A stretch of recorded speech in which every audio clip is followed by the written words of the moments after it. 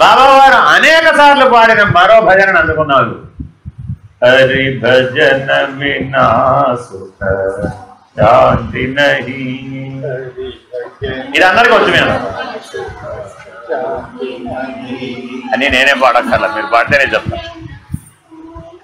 हरि भजन बिना सुख शांति नहीं, हरि भजन बिना सुख शांति नहीं, हरि नाम बिना आनंद नहीं, हरि नाम बिना आनंद नहीं, हरि भजन बिना శాంతి నహి, हरि भजन बिना सुख शांति नहीं.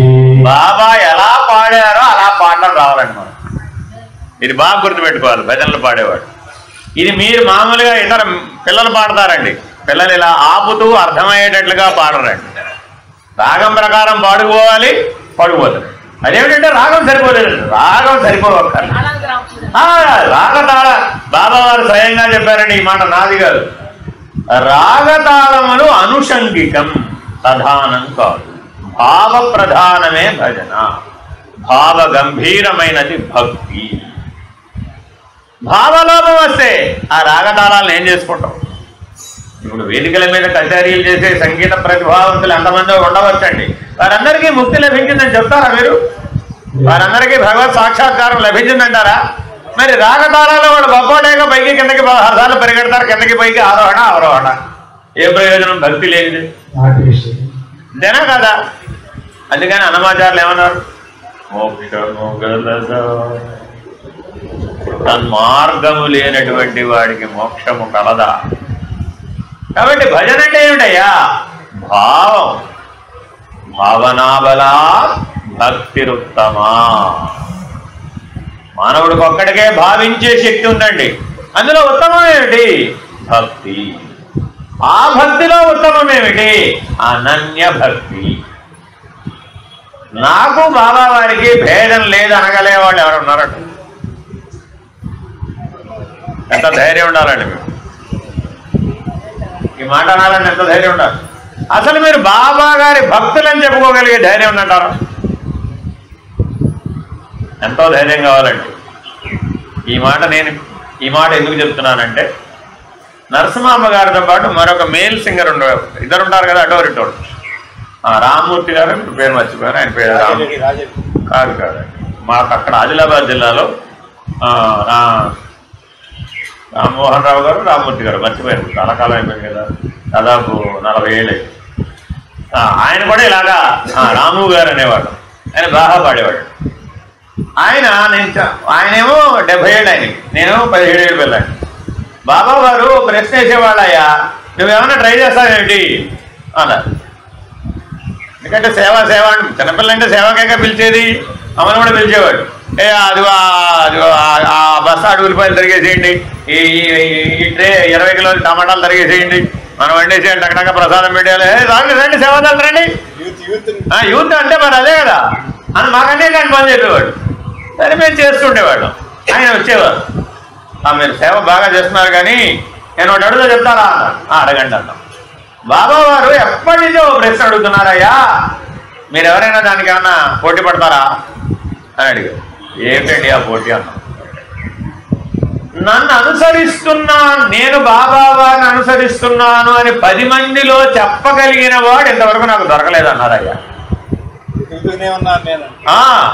ఈ మాటలు చివరి కాలంలో కూడా ఉన్నాయండి. ఇంకా నేను సద్భక్తుడు గురించి వెతుకుతూనే ఉన్నానని 60 ఏళ్ల వయసు వచ్చిన తర్వాత చేసిన అవతార ప్రకటనలో కూడా ఈ వాక్యం.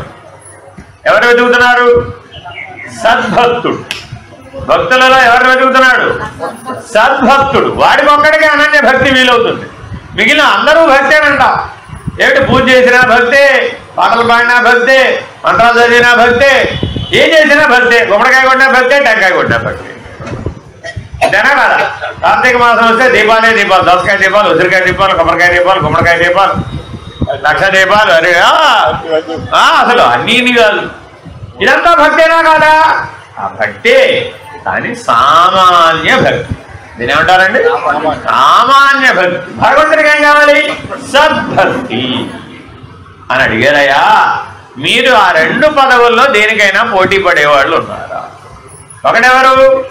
సేవాదాలు అన్నారనుకోండి, భగవాన్ బాబా వారిని అనుసరించి నేను జీవిస్తున్నానండి, సేవాయోగమే నా జీవితం అన్నవాళ్ళు ఎవరైనా ఉన్నారా?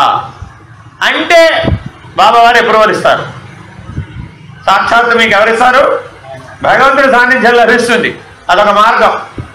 ఇంకో మార్గం ఉంది, రెండో మార్గం. అదేమిటి?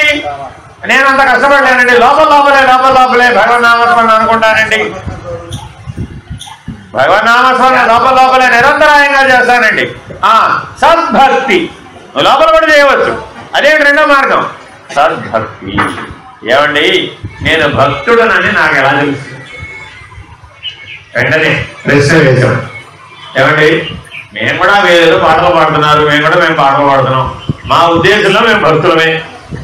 మీరు చెప్పిన టమాటాలు కోసేస్తున్నాం, ఉల్లిపాయలు కోసేస్తున్నాం, అన్ని కోసేస్తున్నాం, వండేస్తున్నాం, పెట్టేస్తున్నాం, వడ్డించమన్నారు వడ్డించేస్తున్నాం, మోసేయండి అంటే మోసేస్తున్నాం, తీసేయండి అంటే తీసేస్తున్నాం, మేము సేవాదళ్ళనే అనుకుంటున్నాం. అప్పటికి ఇంకా నేను బాబా వారి దర్శనానికి వెళ్ళలేదండి. ఎందుకు వెళ్ళలేదని అడిగారు ప్రశ్న. ఇప్పటివరకు బాబా గారు చూసేవాడిని, వాళ్ళు చూడలేదన్న. ఎందుకనండి? ఏమంటే ఆయన ఏం చెప్పాడు? నేను అంతటా ఉన్నాను, నన్ను వెతుక్కుంటూ మీరు రావక్కర్లేదు అని చెప్పారు. మరి మనం ఇప్పుడు ఎవరి సన్నిధానంలో ఉన్నాం? భగవంతుడి సన్నిధానంలోనే ఉన్నాం. మళ్ళీ అక్కడెక్కడో భగవంతుడు చూసినామంటారు ఏమిటి?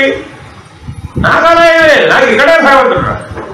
మీరు అది కొట్టాలనుకుంటున్నా, నేను కొట్టాలనుకుంటా, భగవంతుడనే అనుకుంటా. నేను ఏం చెప్పుకున్నా భగవంతుడికే చెప్పుకుంటాను, ఫోటోకి చెప్పుకుంటాడు, విగ్రహానికి చెప్పుకుంటాడు. అది విగ్రహారాధన కాదు, భగవదారాధన. ఇవాళ చాలా మంది గొడవ చేస్తున్నారండి. ఏమిటంటే మీరు విగ్రహారాధన? మేము విగ్రహారాధకులం కాదు, మేము భగవదారాధకులం. ఆలయం భగవంతుడికి కట్టాం కానీ ఆ రాయి కట్టేవి మేము రాయి అనుకోవడం లేదండి. మా దృష్టిలో అది భగవంతుడు. మేము కణకణమే రామ హై, జలమే సలమే అవని సలమే కణకణమే రామ హై. ఇది మా దృష్టి. నీళ్ళేమిటి, నిప్పేమిటి, నింగేమిటి, ఏదైనా భగవంతుడే మాకు. అసలు భగవంతుడు కానీ రెండోది లేనేది. అది ఆ దృష్టితో చూసేది వాళ్ళకి. నువ్వు విగ్రహారాధకుడు, నువ్వు విగ్రహాలు, నువ్వు కాఫీర్ అన్నాడు. కాఫీర్ ఇక్కడ ఎవరు లేదు అనేటటువంటి సనాతన ధర్మాన్ని మరల సనాతన సారథిగా మనకు అందించారు. పడిపోయిందండి మన తెలివితేటలు. ఎంత స్థాయికి కిందకు పడిపోయామయ్యా అంటే పరాయి పరిపాలనలో మన మీద మనకే ఆత్మవిశ్వాసం లోపించిపోయిన దశకు పడిపోయాం. అప్పుడు వచ్చారు బాబావారు. ఆయన పుట్టినప్పుడండి ఇలాంటి జంక్షన్లో పుట్టారు. మరి ఇప్పుడు వారు సనాతన ధర్మాన్ని సనాతన సారథిగా సత్యధర్మ శాంతి ప్రేమ అహింసలతో పైకి తీసుకురావాల్సిన అవసరం సమాజంలో లోక కళ్యాణ నిమిత్తం అవసరం అయిందా లేదా? మరి వారి జీవితం అంతా దానికోసమే కష్టపడ్డారా లేదా? అందుకని వారి ఉపదేశం ఏంటి? My life is my message. ఇదంతా చెప్పలేదు కానీ భక్తి అంటే ఎలా తెలుసుకోవాలి ఇప్పుడు అని ఆ రాము గారు ఏం చెప్పారంటే, సరేనయ్యా బాబా వారు ఎప్పుడు పాట పాడుతుంటారు కదా, ఆ భజన మీకు కూడా వచ్చు కదా, ఏదో ఒకసారి పాడండి. ఏమిటి కదా భజన? హరి భజన బినా శాంతి నహి, హరి భజన బినా శాంతి నహి. సుఖము శాంతి కావాలా వద్దా? నీకు మనిషికి సుఖం శాంతి కావాలా అక్కర్లేదా? ఏం చేయాలైతే?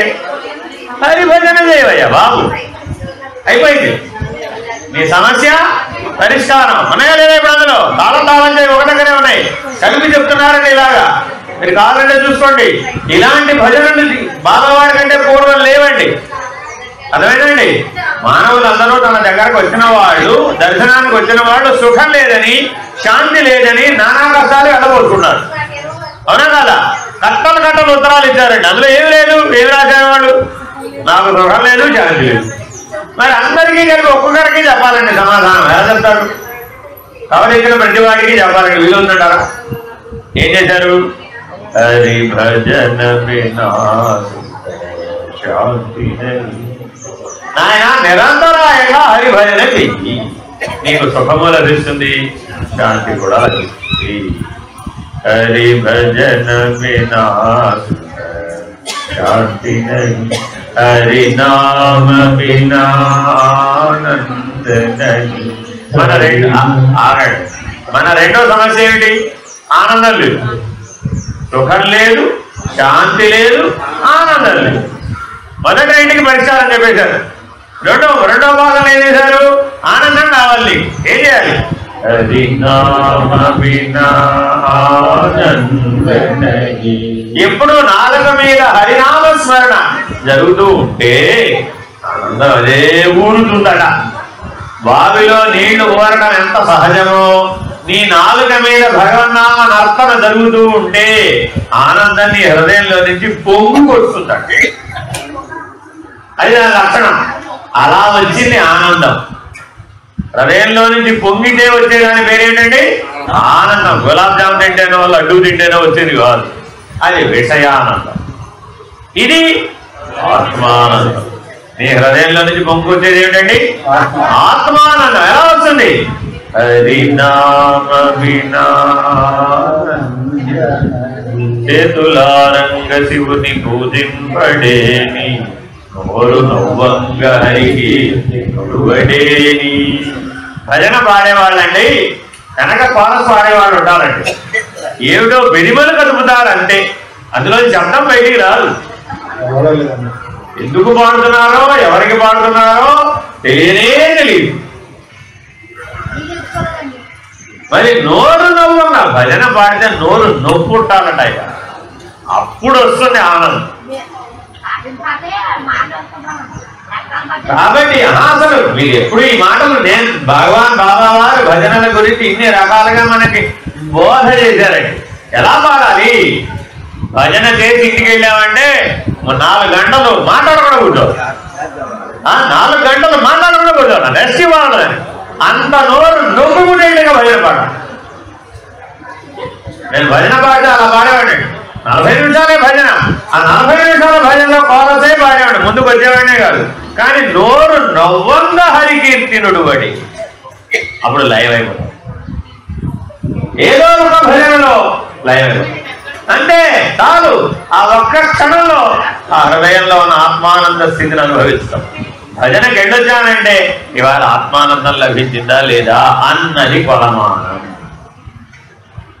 వెళ్ళానండి, చూశానండి, వచ్చానండి, బాగా పాడారండి, ఏం భజనలు పాడారండి, ఏమోనండి తెలియదండి, ఈ స్టోరీలు ఏం లేవు అక్కడ. వెళ్ళొచ్చా నన్ను అడిగేవాడు. ఆత్మానందమే అత్యంత ప్రధానం. ఫలానా భజన ఇవాళ ఫలానా భజన పాడుతుంటే నాకు ఆత్మానందం లభించింది అని ఖచ్చితంగా చెప్పగలిగిన వాడేవాడు వాడు భక్తుడు. గుర్తుపెట్టుకోండి. ఎప్పుడో పోయిన తర్వాత వచ్చేది కాదు ఆత్మానందం అంటే. చాలా సిద్ధాంతాలు పుట్టినాయి భారతదేశంలో. పోయిన తర్వాత ముక్తి వస్తుంది. పోయిన తర్వాత ముక్తి వస్తే ఏం చేసి ఉండవుదండి? పోయిన తర్వాత ఆత్మానందం వస్తే ఏం చేసి ఉండదండి? నిష్ప్రయోజనం. కాబట్టి ఎప్పుడు పొందాలి? ఇప్పుడే ఇక్కడే, ఇప్పుడే ఇక్కడే. ఇది చాలా చాలా important. 100 times underline, 100 times. Very very important. Bhagavan Baba వారు ఎన్నిసార్లు ఇప్పుడే ఇక్కడే, ఎప్పుడో కాదు, ఇప్పుడే ఇక్కడే, ఈ క్షణమే. ఏమంటే నాకు బ్రహ్మజ్ఞానం ఎప్పుడు లభించింది? గురువు సన్నిధానంలో ఇప్పుడే ఇక్కడే ఈ క్షణం. ఏమంటే నాకు బంధ విముక్తి ఎప్పుడు? ఇప్పుడే ఇక్కడే ఈ క్షణం అన్నవాడు భక్తుడు. ఎవరు భక్తుడు? ఇది నిర్వచనం, భక్తికి నిర్వచనం. మనందరం భక్తులు అంటారు. ఏవో అలాంటి డెసిగ్నేషన్ లేవు ఇక్కడ. అయితే ఇటు లేపుతాడు, అటు ఇటు కాకుండా గోదావరి మధ్యలో ఉంటే ఏమో చేస్తాం? పార్ట్ టైం భక్తుడు అంటే గోదావరి మధ్యలో ఉన్నాడు. ఆ ఒడ్డు కాదు ఈ ఒడ్డు కాదు, ఎప్పుడు మునిగిపోతారో వాడికి ప్రయోజనం లేదు కదండి. ఇలాగ నాకు ఆయన రాము గారు చేసిన మహోపకారం అండి. ఈ మాటలు భక్తి అంటే ఏమిటో నాకు 17 ఏళ్ల వయసులో ఇలా వివరించి చెప్పాడు ఆయన. హరి భజన బినా శాంతి నహీ, హరి నామ బినా ఆనంద నహీ, హరి రామ బినా ఆనంద నహీ, హరి భజన బినా సుఖ शांति नहीं, जब ध्यान बिना संयम योग नहीं, जप ज्ञान बिना संयोग नहीं, जप ज्ञान बिना संयोग नहीं, जप ज्ञान बिना संयोग नहीं. అంటే ఏమిటయ్యా? భజన చేయగా చేయగా ఇందాక చెప్పా మంత్ర స్థాయికి చేరినప్పుడు అది జపం అవుతుంది. ఎప్పుడూ ఒకే భజన అనుకో, 1000 భజన బాగా ఓ భజన అనుకో, అర్థమేనండి? ఆ ఒక్క భజనే తిరుగుతూ ఉండాలి 24 గంటలు శ్వాసతో సమంగా. శ్వాసతో సమంగా చేయవయ్యా భజన. అప్పుడు ఏమైపోయింది? మంత్రం అయిపోయింది, జపం అయిపోయింది. ఆ జపం చేయగా చేయగా ధ్యానం అయిపోయింది. ధ్యానం అంటే ఇప్పుడేదో పైన గోడ కట్టాను, పైన గుడి కట్టాను, గుడి కింద కూర్చున్నాను, ఏదో కట్టాను, నెత్తి మీద ఒకటి పెట్టుకున్నాను, దాని కింద కూర్చున్నాను, చెట్టు కింద కూర్చున్నాను, పుట్ట కింద కూర్చున్నాను, అవేవి కావు. అలా చెప్పలేదు భగవాన్ బాబా వారు ధ్యానం. అర్థమైందండి? ఏం చేయాలి? భజన చేయాలి. ఆ భజన ఏమవ్వాలి? జపం అవ్వాలి. జపం ఏమవ్వాలి? ధ్యానం అవ్వాలి. అర్థమైందండి? జప ధ్యాన వినా సంయోగ నహి. సంయోగం అంటే ఏమిటండి? సంయోగం అంటే నది సముద్రంలో వెలిగిపోయింది, దాన్ని సంగమ స్థానం అన్నాం. జనా కదా అంతర్వేది ఏమిటి? సంగమ స్థానం. గోదావరి సప్త గోదావరిగా విడిపోయి 7 చోట సముద్రంలో కలిసిపోతుందా లేదా? ఎన్ని సంగమ స్థానాలు ఉన్నాయి? 7. వశిష్ఠ గోదావరి, వైనదేవి గోదావరి, అవునా కదా? పేర్లు బాగా పెట్టావా లేదా? ఏమిటే వాళ్ళు అక్కడికి వెళ్ళి ఏం చేసి వస్తావు? సంయోగం, సంగమం అంటే సముద్రంలో కలిసిపోయిన తర్వాత నది లేకుండా పోయింది, నది మిగిలిపోయింది. అప్పుడు ఇంకా సంయోగం అంటే అయింది. కాబట్టి భగవద్ దర్శనం తర్వాత జీవుడు లేడు. ఆ సంయోగం భగవద్ దర్శనాన్ని ఇస్తుంది. ఆ తర్వాత నువ్వే లేవు. ఎవడైతే భగవద్ దర్శనం పొందిన భక్తుడు ఉన్నాడే, ఈ భక్తుడు భగవద్ దర్శనం తర్వాత లేడిగా. ఉన్నదెవరు? భగవంతుడే. వాడట ఆ సంయోగ స్థితిని అనుభవించిన వాడు. ఇప్పుడు ఇది అనుభవానికి సంబంధించిందా, మాటలకు సంబంధించిందా, పాటలకు సంబంధించిందా, ఆటలకు సంబంధించిందా? మాట పాట ఆట కుదరదు, అక్కడ కలిసిపోయినంతే, లేనే లేదు వేరుగా. అలా అవ్వాలంటే ఏం చేయాలి? జప ధ్యాన వినా సంయోగ నహి. ఉదాహరణ చెప్తాను. బాబా దర్శనానికి వెళ్ళాం, మాకెక్కడో బయట ప్లేస్ వచ్చింది. మరి అప్పుడు ఆ రోజుల్లో విపరీతమైన భక్తులు కదా, అంతా నిండిపోయారు. సాయికులంతరాయ సభామండపం నిండిపోయింది, బయట నిండిపోయింది. ఆ చెట్ల మీద ఎక్కి చూస్తున్నారు, ప్రశాంతిలు ఎక్కి, ఈ ప్రశాంతి పైకి ఎక్కి అట్లా చూస్తున్నారు. ఎక్కడో బాబాగారు అక్కడెక్కడో చిన్న అలా కనబడుతున్నారు. మేము కూడా ఎక్కడో గణేష్ గేట్ అవతల ఎదురుకుండా రాముల వారు గణేష్ గేట్ ఉంటుంది కదా, గోపురం గేట్ వైపు అక్కడ ఎక్కడో బయట కూర్చున్నాం. మరి ఇప్పుడు బాబావారు ఎప్పటికి కనబడేను? వస్తారో రారు? ఆయన రమ్మనగలిగేంత ధైర్యం ఉందంటా ఎవరికైనా? ఎవరికి ఎట్లా నుంచి చెప్పడానికి వీలుతుండో ఏమో, ఏం జరుగునో. నేను కూడా మీలాగానే వెళ్ళా మనసారి దర్శనానికి. 3 ఏళ్ల సేవ తర్వాత సేవాదళుగా వెళ్ళాను. సేవాదళుగానే వెళ్తానండి, సామాన్యుడిగా మిగిలిన వాళ్ళగా వెళ్ళను. ఈ భజనని నిజ జీవితంలో 3 ఏళ్ళు ఆచరణలో పెట్టి అప్పుడు వెళ్తాను. ఎందుకని మరి మీరు చెప్పారు కదా, భగవాన్ బాబావారే మీరు. నా దృష్టిలో రాము గారు వేరే లేరు. ఇప్పుడు ఏనాడు 40 ఏళ్ల క్రితం చెప్పిన పాట నేను ఇప్పటి వరకు ఇలా ఎన్ని చోట్ల చెప్పాను, అంత బాగా నాటుకునేది చెప్పాడు ఆయన. ఇలా మీరు చెప్పారు కాబట్టి నాకు 3 ఏళ్ళు జీవిస్తాను ముందు నేను. అప్పుడు వెళ్తా దర్శనానికి. అప్పుడు భగవాన్ బాబా వారు నాకేమిస్తారో, నేనేమవుతానో అప్పుడు తెలుస్తుంది నాకు. అనుభవం కావాలంటే కనీసం ఎన్నేళ్ళు ప్రయత్నించాలి? అందుకే నామాలు ఎన్ని? ఎందుకని 3? ఎన్ని అలా ఎన్నైనా చెప్పదు. కానీ మనం 3 పూటల భోజనం ఎలా చేస్తున్నామో 3 పూటల ధ్యానం చేయాలి, 3 పూటల జపం చేయాలి. 3 పొద్దులట మనకి. ఏంటి 3 పొద్దులంటే? ప్రభాత సంధ్య, మాధ్యాహ్నిక సంధ్య, సాయం సంధ్య, ప్రదోష సంధ్య, దాని ఉపొద్దులు అంటారు. ఈ సంధ్యాకాలంలో జపం ధ్యానం చెయ్యాలి. చేస్తున్నామా? I am busy. అందరు సమాధానం ఏంటంటే ఏమైనా చేయమంటే అంటే భగవంతుడు చెప్పడానికి లేదండి ఆ మాట. మనం కూడా వెళ్ళి భగవంతుడి దగ్గరికి వెళ్ళి అడిగామండి ఆయన కూడా ఏమన్నాడు? ఆయా బిజీ. నీకు జీవుడికి నీవే బిజీ అయితే భగవంతుడికి సృష్టి అంతా పని ఉంది ఆయనకి, ఆయన ఇంకా బిజీ అనకూడదు. ఆయన ఆ మాట అన్న రోజున తెలుస్తుంది. ఎవరైనా సరే భగవత్ కార్యక్రమానికి ఆయా బిజీ అన్న వాళ్ళందరికీ ఒక హెచ్చరిక. ఏదో ఒక రోజున దేవుడా నువ్వే దిక్కన్న రోజున ఐఆమ్ బిజీ అని ఆయన కూడా చెప్తాడు. అప్పుడు నీ ఐఆమ్ బిజీ యొక్క రహస్యం నీకు తెలుసు. ఏమో అది ఎప్పుడంటావు? ఏదో రోజు అంటావు. పోయే లోపల ఎప్పుడో ఒకప్పుడు దేవుడా నువ్వే దిక్కని అనక తప్పదు. అన్న రోజున ఐఆమ్ బిజీ అని ఆయన కనుక అంటే నీ పరిస్థితి ఏమవుతుందో ఆలోచించు. కాబట్టి భగవత్ బిజీ ఏంటి? అదేనైనా భగవత్ కైంకర్యానికి, భగవత్ సేవకి, భక్తికి నాకు సమయం లేదన్నాడండి. ఐఆమ్ బిజీ అన్నాడండి. వాటికి ఏదో ఒక పరిస్థితి ఎటువంటిది దాపురిస్తున్నాయా అంటే ఐఆమ్ ఆల్సో బిజీ అనే సమాధానం తప్పక లభిస్తుంది. కాబట్టి అలాంటి పరిస్థితి మనం తెచ్చుకోకూడదండి. ఏం చేయాలండి?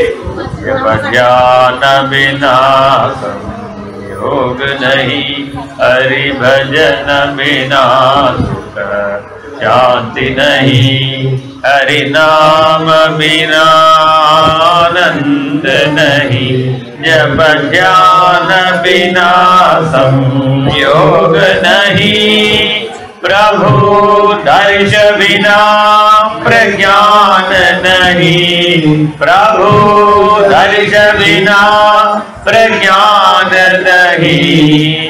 ఆగండి, అర్థం చేసుకోవాలి. ఇప్పుడు ఏమండి నా జ్ఞానం ఎలా వస్తుంది? అందరికీ ఒకటే కావాల్సింది. ఏం కావాలండి? మానవులందరికీ కావాలి జ్ఞానం. మానవులందరికీ ఏం కావాలి? జ్ఞానం. జ్ఞానం వద్దన్న వాళ్ళు ఎవరు ఉన్నారుగా? ఎవరైనా సరే ఏమంటే నాకు జ్ఞానం వద్దు అనే మానవుడు చూపెట్టండి. లేడు.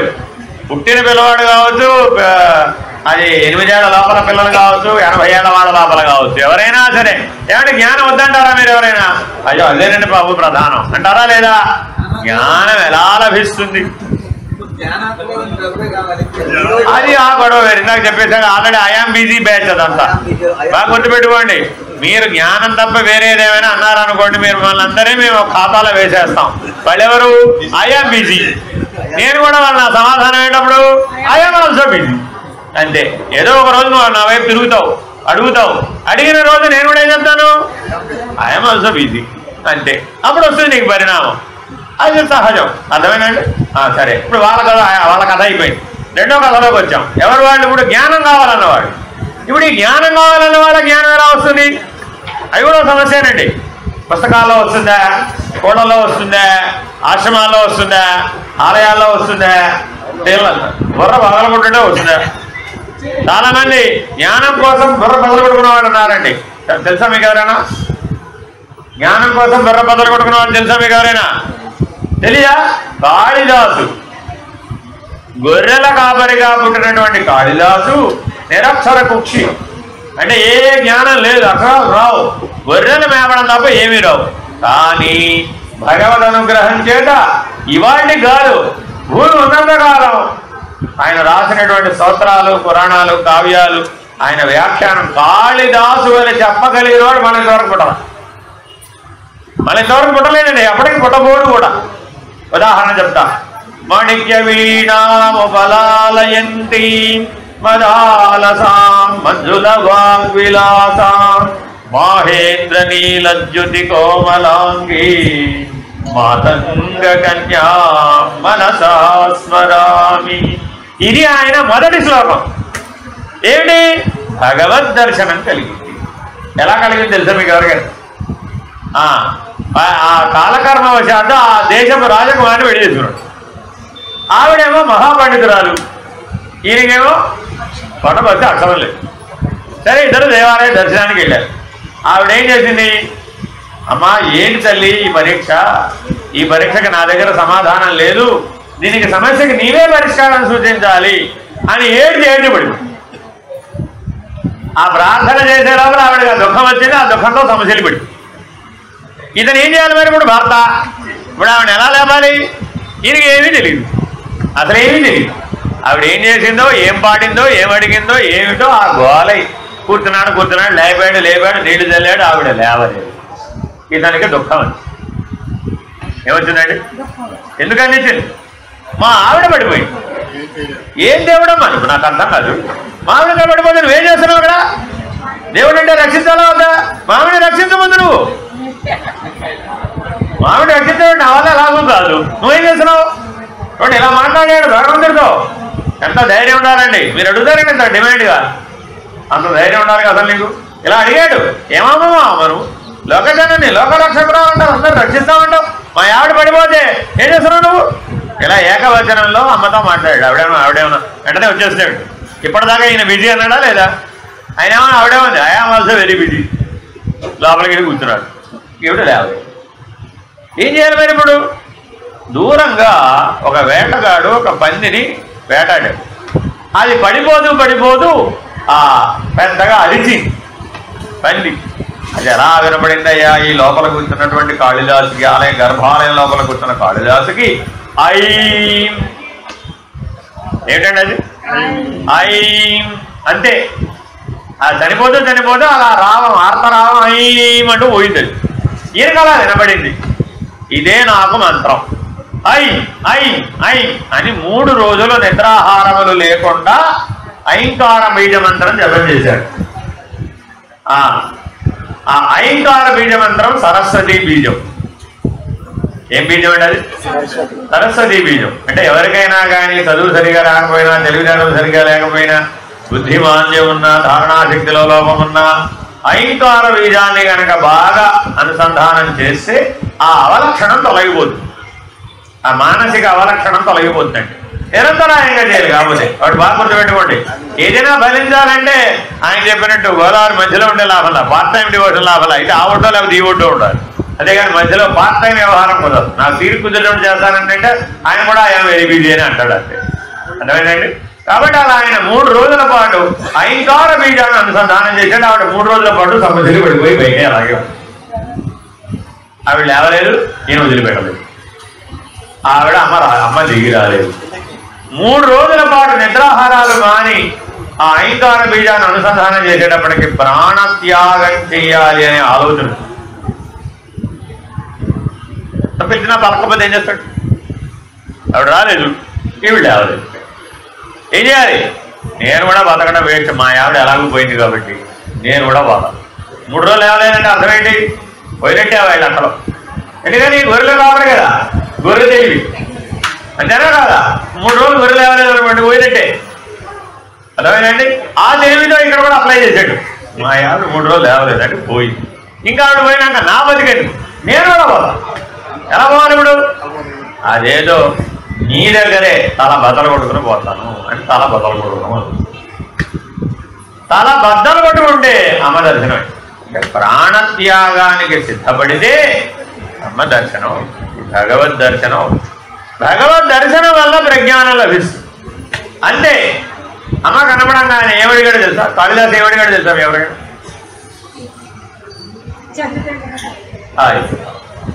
అందుకే మనం అంతా నిరక్షర కుక్షి, మనంతా గొర్రెలు కాపడిపోయి ఏదో చదువుకున్నారు అంటున్నారు కానీ మీ చదువు నా దృష్టిలో భగవద్భక్తి లేకపోవడం వలన, సరైనటువంటి గురువు లేకపోవడం వలన, సరైన విద్యా విధానం లేకపోవడం వలన మనం అందరం వారి దృష్టిలో గొర్రెల కాపరే. అందుకే యేసు ప్రభు మనల్ని అందరినీ గొర్రెల కింద చూసి, ఇదంతా దారి తప్పిన గొర్రెలు బొమ్మరాడు. పైగా వట్టి గొర్రెలు ఎవరంటే దారి తప్పిన గొర్రెలు అంటే. అందుకని ఆయన ఏమన్నాడు తెలుసండి? కాళిదాసు ఎంత తెలివైన వాడు. తెలివి లేదా అని అనకూడదండి. గొర్రెల కాపరికి తెలివి లేదంటే పొరపాటు. మీరు ఎప్పుడైనా వెళితే ఒక మందలో 40 గొర్రెలు ఉన్నాయనుకోండి, వ్యాక్సినేషన్ వేయిస్తారు వాటికి, లేదా మందు వేస్తారు, మెట్టల మందు వగైరాలు వేస్తారు. ఇతను వెళ్ళడండి డాక్టర్ దగ్గరికి వెళ్ళి మనలాగానే కూర్చుని ఒక శబ్దం చేస్తాడండి. ఒక గొర్రె మందు వేయించుకుంటుంది, వెళ్ళి మందలోకి వెళ్తుంది. మళ్ళీ ఇంకో శబ్దం, అట్లా 40 గొర్రెల్ని 40 శబ్దాలతో పిలుస్తాడు. వచ్చేస్తాయి, అలా పిలవగానే వచ్చేస్తుంది. ఆ మందు వేయించుకుంటే చక్కగా వెళ్ళిపోతుంది. ఇది మీరు మీ పిల్లల్ని పిలవడం చూద్దా ఉంటారు. మీ పిల్లల్ని మీరు వెళ్ళలేరు. ఏం బుర్రన్నారు మరి, నాకు అర్థం కాదు. ఏం తెలియదు మంది గొర్రెల కాపురం తక్కువ కాదండి, మహా తెలివైన వాడు. సో అందుకని ఏమన్నాడంటే ఉన్న తెలివి పోవాలి, కొత్త తెలివి రావాలి అన్నాడు. ఏమడిగాడు అమ్మని? నీ ఇష్టం అమ్మ చెప్పింది, ఏం కోరుకోవాలని అమ్మ ఏమనుకుంది? అడిగిన తెలియదేమో గొర్రెల కాపురం మళ్ళాగనే కదా అనుకుంటే ఏమన్నాడండి? ఉన్న తెలివి పోవాలి, కొత్త తెలివి రావాలి అన్నాడు. తథాస్తు అంటే ఆవిడ.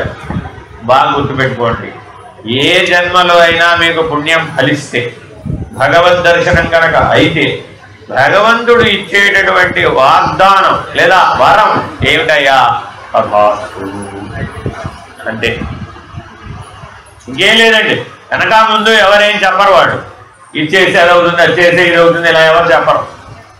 తథాస్తు అంటారు అంతే. అలాగే అమ్మేముంది? తథాస్తు అంతే, అంతే వచ్చేసింది. మాణిక్య వీణ శ్యామలాదండకం అండి. ఆ శ్యామలాదండకం భూమండలం అంతరించేదాకా అదే ఉంటుందండి, కొత్తగా ఎవరు రాయగలరు. అమ్మవారి గురించి పెద్ద స్తోత్రం చెప్పాలి అంటే అదే.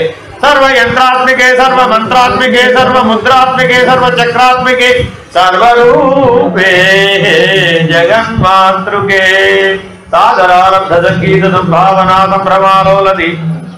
ఆ సమాసాలు, ఆ సంస్కృత సమాసాలు ఏక బిగిని వేసేసాడండి. మరి ఇప్పుడు జీవితకాలం సంస్కృత అభ్యాసం చేసినా కూడా మరలా అటువంటి దండకం రాయగలిగే శక్తి మానవుడి దగ్గర లేదండి. భగవత్ కృప అంటే అది ప్రజ్ఞానం. వీడికి కూడా అలా వచ్చింది. వీడు ఎలా వచ్చింది తెలుసా మీకు? నాకు కూడా నోటో మాట లేదు, ఎవరికైనా నేను చెప్పాలంటే. ఎప్పటికీ అప్పుడు వెళ్ళాం కదా అప్పుడు 3 రోజులు వెళ్ళాం, 3 సంవత్సరాలు అయిపోయినాక వెళ్ళాం కదా, అక్కడెక్కడ కూర్చున్నాం. భగవాన్ బాబా వారు సరాసరి మేము దగ్గరకు వచ్చేసారు, మిగిలినంతా తిరగలేదు, సరాసరి వచ్చేసారు. వచ్చేసి మరి ఏదో అడగాలి కదా, ఏమడగాలి ఇప్పుడు?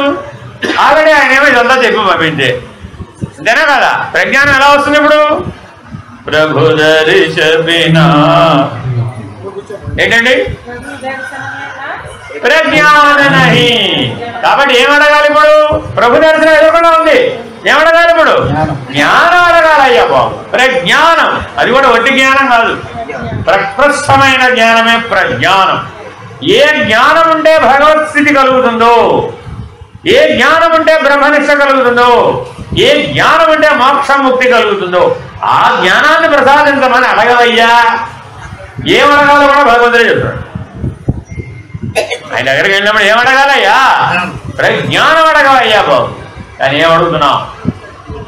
మా అల్లుడికి వీసా రాలేదండి, మా అమ్మాయికి పెళ్లి కాలేదండి, నాకు ఆరోగ్యం బాగోలేదండి, మా అత్తగారికి కష్టంలో ఉందండి, ఎప్పుడు పోతుందో తెలియదండి, ఏం ప్రయోజనం అంటారు అది. కాబట్టి ఆ పాటని, ఈ భజనని ఎంత బాగా మన నిత్య జీవితంలో అనుసంధానం చేసుకోవాలో బాగా ఆలోచించడం భజన. అదేనండి, హరి భజన వినా హరి నామ వినా హరి భజన వినా సుఖ శాంతి నహి జప ధ్యాన వినా సంయోగ నహి ప్రభు దర్శ బినా ప్రజ్ఞాన నహి दय धर्म बिना सत्कर्म नहीं दय धर्म बिना सत्कर्म नहीं आगे మనం మానవుడికి జీవితం ఎంత ఎన్నేళ్ళు ఆయుర్దాయం ఉంది మనకి 120 మీరు ఎవరైనా దీవించేటప్పుడు ఏమని దీవిస్తారు శతమానం భవతి శతాయు పురుష సతేంద్రియ ఆయుష్యేవేంద్రియే ప్రతిష్టతి అని కదా దీవించేది శతమానం అంటే తెలుసా మీకు ఎవరికైనా మానం అంటే 20 1/5 శతంలో 1/5 ఎంత 20 5 20 ఆ 100 మీద 20 ఆయన 100 సరిపోదు 127 కావాలి అప్పుడు పూర్ణ జ్ఞానం లభిస్తాడ అది పూర్ణమైన ఆయుర్దాయం పూర్ణమైన జీవితం ఎందుకనయ్యా 4 తరాలు పూర్ణంగా చూస్తాడు 120 ఏళ్లలో ఏం జరిగిపోతుందండి 4 తరాలు చూసేసి 5వ తరంలోకి వచ్చేస్తాడు అప్పటికి ఆల్రెడీ ఆ చివరి 20లో అప్పటికి జనన మరణ రహస్యం పూర్తిగా బోధపడిపోతాడు జనన మరణ రహస్యం అంటే ఏమిటో తెలుసా మీకు ఎవరికైనా? అందరూ అంటుంటారండి, జనన మరణ రహస్యం నీకు ఏమైనా తెలిసిందా తెలియలేదా? ఏ జ్ఞానం ఉంటే నీకు జనన మరణ రహస్యం తెలిసిపోతుందో ఆ జ్ఞానమే ప్రజ్ఞానం. ఏ జ్ఞానం ఉంటే జనన మరణ రహస్యం తెలిసిపోతుందో ఆ జ్ఞానమే ప్రజ్ఞానం. అటువంటి ప్రజ్ఞానాన్ని మనం సద్గురువు దగ్గర పొందినట్లయితే, ఆ భగవద్ దర్శనం ద్వారా పొందినట్లయితే మనం సత్కర్మ మాత్రమే చేస్తాం. మనం పుట్టపర్తి వెళ్ళొచ్చామండి, భగవంతుడు దర్శనం అయిందండి, అయితే మీ జీవితం అంతా ఏముండాలి? అప్పుడు అక్కడ లోపల జ్ఞానం ఉండాలి, బయట సత్కర్మ ఏముండాలండి? సత్కర్మ. దుష్కర్మ ఉండకూడదు. ఏమండి బాబా గారు అంటాడు, బాబా గారి భజనలన్నీ పాడతాడు, ఏంటంటే అది చేయటం ఎట్టా జీవితం? అలాగైనా మాట్లాడేది, అలాగైనా చేసేది, అలా మోసం చేయొచ్చా, అలా అబద్ధాలు ఆడవచ్చా, అలా అధర్మం చేయవచ్చా, అలా హింసకు పాల్పడవచ్చా? ఆయన సత్యధర్మ శాంతి ప్రేమ అహింసలు కదా చెప్పింది సత్కర్మ అంటే. మరి ఆచరించేటప్పుడు మనం 5 లక్షణాలన్నీ పాటించాలా వద్దా? అలా పాటించకపోతే తప్పు ఎవరికి వస్తుంది? నీకు వస్తుందా బాబావారు? నీకు వస్తుందా బాబావారు? ఎందుకని? కానీ నువ్వు నిజ భక్తుడు అయితే కాదు, నువ్వు పార్ట్ టైం భక్తుడు, ఐఆమ్ బిజీ క్యాండిడేట్. నువ్వు ఎందుకని మారతావు? నువ్వు భగవంతుడి దర్శనానికి వెళ్ళొచ్చినా మారలేదంటే ఈ జన్మకి కుదరదు. ఎందుకని? అల్టిమేట్ ఏంటంటే భగవద్ దర్శనం. భగవద్ దర్శనానికి వెళ్ళొచ్చానంటే, కొండకి వెళ్ళొచ్చానంటే, తిరుమల వెంకటేశ్వరం దర్శించి వచ్చానండి అంటాడు, ఇంటికి వచ్చి మళ్ళా మామూలుగానే ఉంటాడు. దానివల్ల ఏం ప్రయోజనం? 40 రోజులు దీక్ష పట్టాడు, అయ్యప్ప దర్శనం చేసి వచ్చాడు, ఇంటికి వచ్చిన మళ్ళా మామూలుగా. 40 రోజులు భవానీ మాల వేశాడు, అమ్మవారి దర్శనానికి వెళ్ళాడు, వచ్చాడు, ఇంటికి వచ్చిన తర్వాత మళ్ళా యథారాజా తథా ప్రజ. మరి అప్పుడు పరివర్తన లేని దర్శనం వల్ల ఏమిటి ప్రయోజనం? మారని ప్రవర్తన వలన ప్రజ్ఞానం ఎలా వస్తుంది? కాబట్టి దుష్కర్మ అంటే అర్థం ఏమిటయ్యా? సత్య ధర్మ శాంతి ప్రేమ అహింసలను పాటించకపోవడమే దుష్కర్మ. కాబట్టి నీ మాట చేత, మన దగ్గర ఎన్ని ఉన్నాయండి? మనసు, వాక్కు, కాయం. ఇప్పుడు ఉన్నాయా లేదా? మనకి మనసు ఉందా లేదా? వాక్కు ఉందా లేదా? కాయం శరీరం ఉందా లేదా? ఈ మూడింటిదనేవి ఏం చేసినా అది ఎటువంటిదా? ఏ నియమానికి లోకి ఉండాలి? సత్కర్మే అయి ఉండాలి. సత్కర్మ అంటే ఏమిటి? దయ ధర్మ, దాన ధర్మ. అంతే. అంటే దయ దాన ధర్మ, దకారములతో ఉందండి ఇది. దయ దాన ధర్మ, ఈ మూడింటి ద్వారా మాత్రమే నీవు తరిస్తావు. ఈ 3 మాటలు ఎవరు చెప్పారో తెలుసా? ఎవరు చెప్పారో తెలుసా? బ్రహ్మాండ పురాణంలో బ్రహ్మగారి దగ్గరికి ఆయన 3 సృష్టించాడు. 1 దేవతలు, 2 మానవులు, 3 రాక్షసులు. ఇది దేవతలు, ఇది మానవులు, ఇది రాక్షసులు. అర్థమైందండి? రాక్షసులు అంటే ఎవరు అనుకునేరు? శరీరమే ప్రధానమైన వాళ్ళందరూ రాక్షసులు. రాక్షసులు అంటే ఎవరంటే పార్ల కొమ్ములు ఉన్నవాళ్ళు కాదు. శరీరమే నేను, శరీరమే ప్రధానం అన్నారండి వాళ్ళందరూ ఎవరు? రాక్షసులు. మనసే ప్రధానం అన్నారు వాడెవరు? మానవులు. మనసే ప్రధానం అన్నారు వాడెవరు? మానవులు. దైవమే ప్రధానం అన్నారు వాడెవరు? దేవతలు. అంతే. ఇదే జీవితం అంటే వేరే ఇంకేమి లేదు. ఇది నా మాటలు కావు, భగవాన్ బాబా వారి మాట. ఏమంటే రాక్షసులు అనగా ఎవరు? దుష్కర్మే చేస్తారు, వద్దన్న పనే చేస్తారు, చెయ్యొద్దన్న పనే చేస్తారు. అంతే. వాడికి ఉన్న 3 లక్షణాలు ఏమిటంటే వద్దన్న పని చేస్తాడు, చెయ్యొద్దన్న పనే చేస్తాడు, దుష్కర్మే చేస్తాడు. అదే వాడికి ఆనందం. పట్టద్దురా పడతాడు, పెట్టద్దురా పెడతాడు, చెయ్యొద్దురా చేస్తాడు, పడద్దురా పడతాడు, దూకొద్దురా దూకుతాడు. ఏం చెప్పినా సరే వాడికి రకమందం ఉంటుంది. ఆయన ఏమన్నారు? రాక్షస జన్మ. అంతే. సరే, ఇంకోటి ఉన్నాడు, వాడేవాడు మానవుడు. వీడేమిటా? చెప్తే వింటాడుట కానీ ఆచరించడు. చెప్పినప్పుడు మాత్రం బాగా చెప్పాడు, ఏదో చెప్పుకుంటాడు. అడి తిరిగి ఏమంటాడు? ఏదో చెప్పుకుంటాడు. ఆయన పొద్దుపోగా మనం అందరి కూర్చోబెట్టి చెప్పాలి. వీడేమనండి? వీడికి ప్రయోజనం లేదు. వేశ్వలో రాక్షసులు వేసేవాళ్ళు అంటే వీడు అంతకంటే వేసేవాళ్ళు. ఎందుకని నటిస్తున్నాడు వీడు. రాక్షసులు నటించారండి కనీసం, వాడు ఎలా ఉన్నాడో అలా ఉంటాడు. వీడు మనిషి మానవుడు ఏం చేస్తాడంట, దేవుడి దగ్గర దేవుడిలాగా, మనిషి దగ్గర మనిషి. మీరు గర్భాలయంలో ఉన్నప్పుడు మీరు చూడండి, మానవులు చూడాలి, ఆహా మహాభక్తులు వీళ్ళేనండి.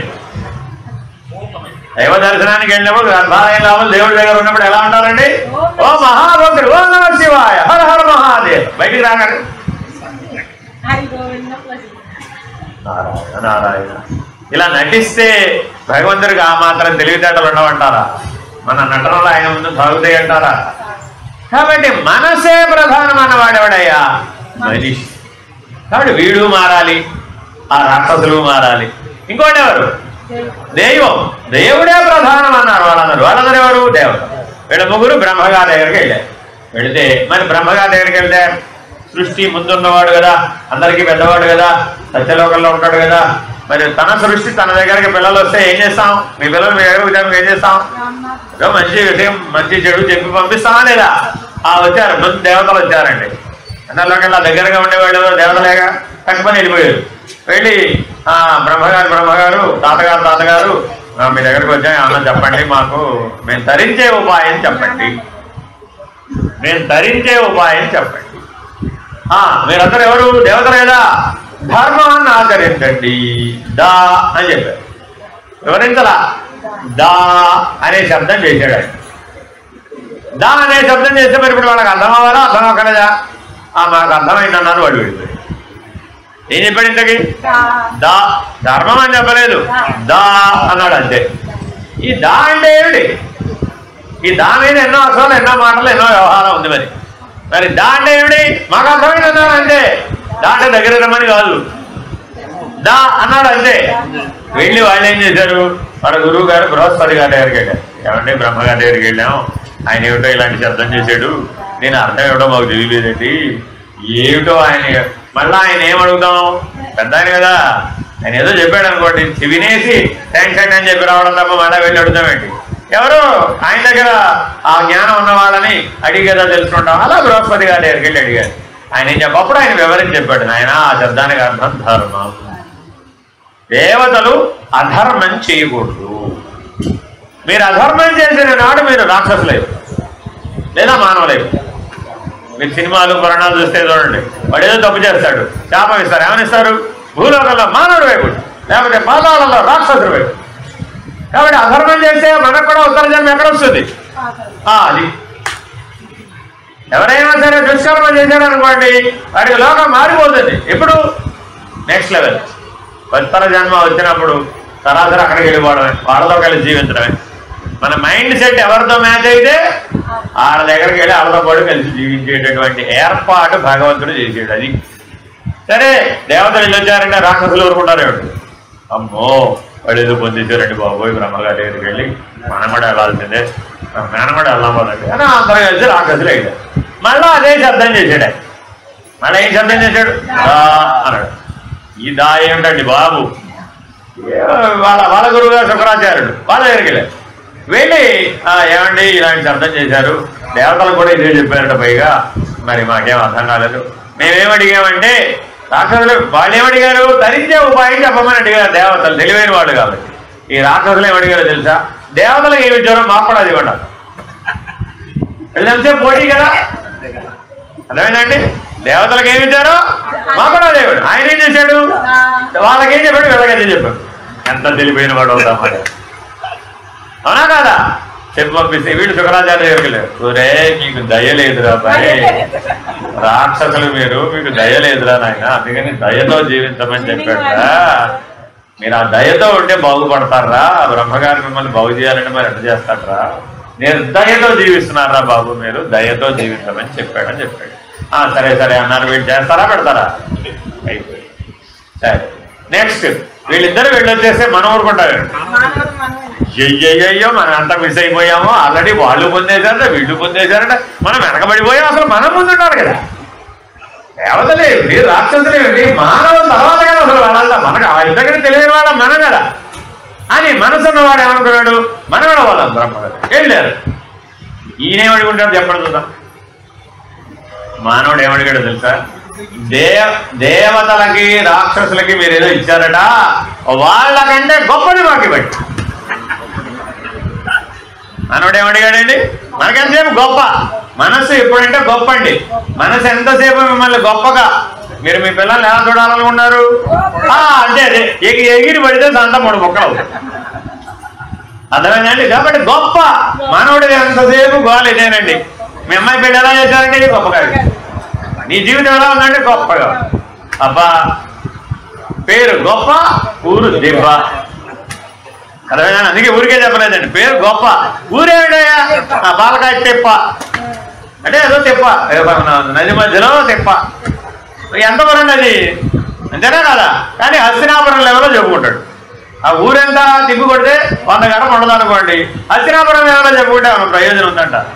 అలా చెప్పుకుంటామని మనకేం చెప్పారు? బాబు మానవుడు అంతా గొప్పలయ్యా బాబు. మీరు చూడండి, మనుషులు వాళ్ళు కూడా మాట్లాడుతూ ఉంటారండి. ఎంతసేపు ఏం మాట్లాడతారండి? మా నాన్న గొప్ప, మా అమ్మ గొప్ప, మా ఊరు గొప్ప, నేను గొప్ప. మరి ఇలా చెప్పుకోవడమే సరిపోతుంది వీడి జీవితం అంతా. కాబట్టి ఇలాగే బ్రహ్మగారి దగ్గరికి వెళ్ళి ఏమడిగేశారు వీళ్ళు అతి తెలివితేటంతో? వాళ్ళిద్దరికి ఏమి ఇచ్చారు? అంతకంటే గొప్పది వాళ్ళు మాకు. ఆయన ఇంతకంటే తెలివేవాడు. మళ్ళీ అదే శబ్దం చేశారు. ఏమిటది? ఇప్పుడు వీళ్ళకి అర్థమైనట్టు అర్థం కాదు, వాళ్ళకే అర్థం కాలేదు. వీళ్ళకి అసలు గొప్ప అన్న వారికి ఏమర్థం అవుతుంది? సరే వీళ్ళు ఏం చేశారంటే మళ్ళీ భూలోకంలో వచ్చేసారు. ఇప్పుడు మనం ఎవరిని అడగాలి? వాళ్ళ గురువు గారు అడిగి తెలుసు. వాళ్ళకి ఒకళ్ళే గురువు. రాక్షస లోకానికి మొత్తానికి శుక్రాచార్యుడే గురువు, అంతేనా కదా? దేవతల మొత్తానికి బృహస్పతే గురువు. మరి మనకు అబ్బో మీ తలలో వెంట్రుక ఉన్నాయి అంతమంది గురువు. మరి ఇప్పుడు ఎవరు అడగాలి? మన వాళ్ళందరికీ పెద్ద చిక్కు వచ్చేసినట్టు. మనం ఇంకోటి అడగడం, మనమే గొప్ప కదా, మన లెవెల్ ఏంటి?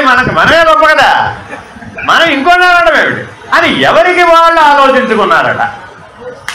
చూడండి, ఎవరికి మన మానవుడే. మీరు చూసుకోండి, మీరు ఏదైనా తెలియకపోతే మీరు ఎవరైనా అడిగి తెలుసుకోవాలి. కానీ చాలా మంది ఎవరిని అడగారండి. వాడికి తెలిసిందే చేస్తాడు. అప్పుడేమన్నా సరిగా వస్తుందంటారా? అంతే, ప్రయోజనం ఏమన్నప్పుడు సరే. కానీ భగవద్ అనుగ్రహం చేత అందరికీ, మానవులందరికీ ఒకే లక్షణం ఉందండి, లోభం. ఏముందండి? లోభం. లోభం అంటే ఏమిటి? తాను తినడు, ఇతరులకు పెట్టడు. లోభం అంటే ఏంటండి? వాడు తినడు, పోనీ ఇంకోటికైనా పెడతాడా? గారెలు వేస్తుందండి ఈవిడ, సాయంత్రానికి పాడైపోతాయి కదా, ఏం చేయాలి? ఆవిడ 4 తినద్దు, పక్కన 4 పెట్టేయచ్చు, అయిపోతుంది, సద్వినియోగం అయిపోతుంది. నేను పెడతానేమిటి? పోనీ నువ్వు తినమ్మా, ఆవిడ కదా దాచి గుడ్లో పెడుతుంది, కాకెత్తుకు పోతుంది, సరిపోతుంది. అర్థమైందండి? కాబట్టి మానవుడు మన లక్షణం ఏంటి? ఇంకా వెరీ గుడ్, లాకర్లో పెట్టుకోవాలి, తీసుకెళ్ళి గారెలు తీసుకెళ్ళి లాకర్లో పెట్టు. అందుకని ఏమిటి మనకు మానవుల మనదంతా ఏంటి? లోభ లక్షణం. సరే, బ్రహ్మగారు మనకి చెప్పాడంటే, ఇంతమందికి ఒకటే చెప్పాడంటే ఏమిటై ఉండొచ్చు? దానము. ఏంటంటే అది దానము. మానవుడు ధరించాలని ఎంతో ధరించాలి, దానంతోనే ధరించాలి. ఏం దానం చేయగలవయ్యాను? నేనేం చేస్తానండి, నా దగ్గర ఉన్నదే 10 రూపాయలు. ఎవరికి వాడు చూడండి, మీరు మన దగ్గర 10 కోట్లు ఉండొచ్చు, కానీ ఏమంటాడు? 10 రూపాయలు ఏమైనా నా దగ్గర 10 కోట్లు లేదు అంటాడు. నటించడం మనకు బాగా అలవాటు కదా. పరమాత్మకి తెలియదంటావా మన దగ్గర 10 కోట్లు ఉన్నాయి, 10 రూపాయలు ఉన్నాయి? తెలుసా తెలీదా? నిజాయితీ మానవుడు సొంతమై ఉండాలి. కానీ మానవుడు నటన వలన తనను తానే కోల్పోయాడు, తన శక్తిని తానే తగ్గించుకుంటున్నాడు. భగవంతుడు ఏం చేస్తాడంటే, నిన్ను నువ్వు తగ్గించుకున్నప్పుడల్లా తథాస్తు అంట. ఏమంటాడండి? 10 కోట్ల రూపాయలు నీ చేతిలో ఉండి 10 రూపాయలే ఉన్నాయి అన్నావండి, ఈశ్వరుడు ఏమన్నాడు? తథాస్తు, అయిపోయేది. అలా లేచేపటికి లాటరీ తగులుతుంది, 10 కోట్లు వెళ్ళిపోతాయి. లాటరీ తగిలితే 10 కోట్లు రావక్కర్లా, 10 కోట్లు పోవడం కూడా లాటరీయే. మరి లోభ లక్షణం సరైందా, సరిపోలేదా? తథాస్తు అంటే అయిపోతుంది అంతే. కాబట్టి మనిషి ఎప్పుడు కూడా చాలా జాగ్రత్తగా ప్రజ్ఞానం ఆధారంగా జీవించాలే కానీ ఇటువంటి లోభ లక్షణంతో జీవించకూడదు. కాబట్టి మానవుడికి సత్కర్మ అంటే ఏమిటి? దయ, దానము, ధర్మము. అందుకని భజన ఈ పాటలో ఏం పెట్టారు? दय धर्म बिना सत्कर्म नहीं, दान धर्म बिना सत्कर्म नहीं, भगवान बिना कोई अपना नहीं. ఎంత గొప్పగా ముగింపించారు. మానవుడు ఎప్పుడు పెట్టుకుంటాట నా వాళ్ళు ఎవరన్నా ఉన్నారట. ముందేమైనా చెయ్యాలండి, చేసినప్పుడే లేదు. నా వాళ్ళు వీళ్ళంతా ఎవరు? నా వాళ్ళు. వెనక 10 మంది ఉన్నారనుకోండి, లీడరే. ఆ 10 లేకపోతే గోవింద. అంతేనా కాదా? చూడండి, మీరు దర్శనానికి వెళ్ళేప్పుడు కూడా ఎక్కడన్నా భగవద్ దర్శనానికి వెళ్ళారని ఒంటరిగా వెళ్ళైనా ఎవరినో వాళ్ళ నలుగురినో, వాళ్ళ కుటుంబాన్నో, వాళ్ళనో, స్నేహితులనో 10 మందితో కలిసే పెడతాడు. ఎక్కడికి వెళ్ళినా మానవుడు సంఘజీవి. మానవుడు ఎవరండి? సంఘజీవి. మీరు సేవకు వెళ్ళాలండి, ఒక్కడే వెళ్తారండి. వెళ్ళరా? ఎందుకని? అయ్యో రామా, సంఘజీవి కాబట్టి ఓ బస్ వేసుకెళ్తాడు అక్కడ. అంతేనా కదా? కానీ నేను సేవకు వెళ్ళానండి. వెళితే నాతో పాటు ఏపీ, ఆంధ్రప్రదేశ్ నుంచి వెళ్ళిన ఆదిలాబాద్ జిల్లా వాళ్ళందరూ వాళ్ళు టైం అయిపోయి వెళ్ళిపోయారు. ఏంటి నువ్వు రావా అన్నారు. నేను రాను బాబా. ఎలాగో తర్వాత కర్ణాటక వాళ్ళు, మరి మన వాళ్ళు ఎవరు ఉండలేదు, మన రాష్ట్రం పని అయిపోయింది, మన సేవ టైం అయిపోయింది, మళ్ళీ ఇమ్మన్నా ఎవరు, మనం అట్లా ఉండటం కుదరదు, నువ్వు ఉంటే మామూలుగా భక్తుడిగా ఉండాలి కానీ సేవాదారుగా కుదరదు అన్నారు. భగవంతుడు తలుచుకుంటే కుదరకపోవడం ఏంటి? నేను ఎవరి దగ్గర ఉన్నాను? మరి భగవంతుడు తలుచుకుంటే కుదరకపోవడం ఏమిటి అన్న. మా సేవాదారుల కన్వీనర్కి రివర్స్ అయిపోయింది. ఆహా, వీడు కదా నిజమైన సేవాదారు అనుకున్నాడు. కానీ ఒక పని చేస్తాను, ఆ కర్ణాటక సేవాదారుల కన్వీనర్ ఉంటాడు, ఆయనకి నేను పరిచయం చేస్తా, కనీసం అదన్నా చేసి పెడతాను. భగవాన్ బాబా గారు ఏం చెప్తే అది ఎలా జరిగితే అలాగా నేనేం చేయలేను, అంతవరకు చేసి పెడతాను.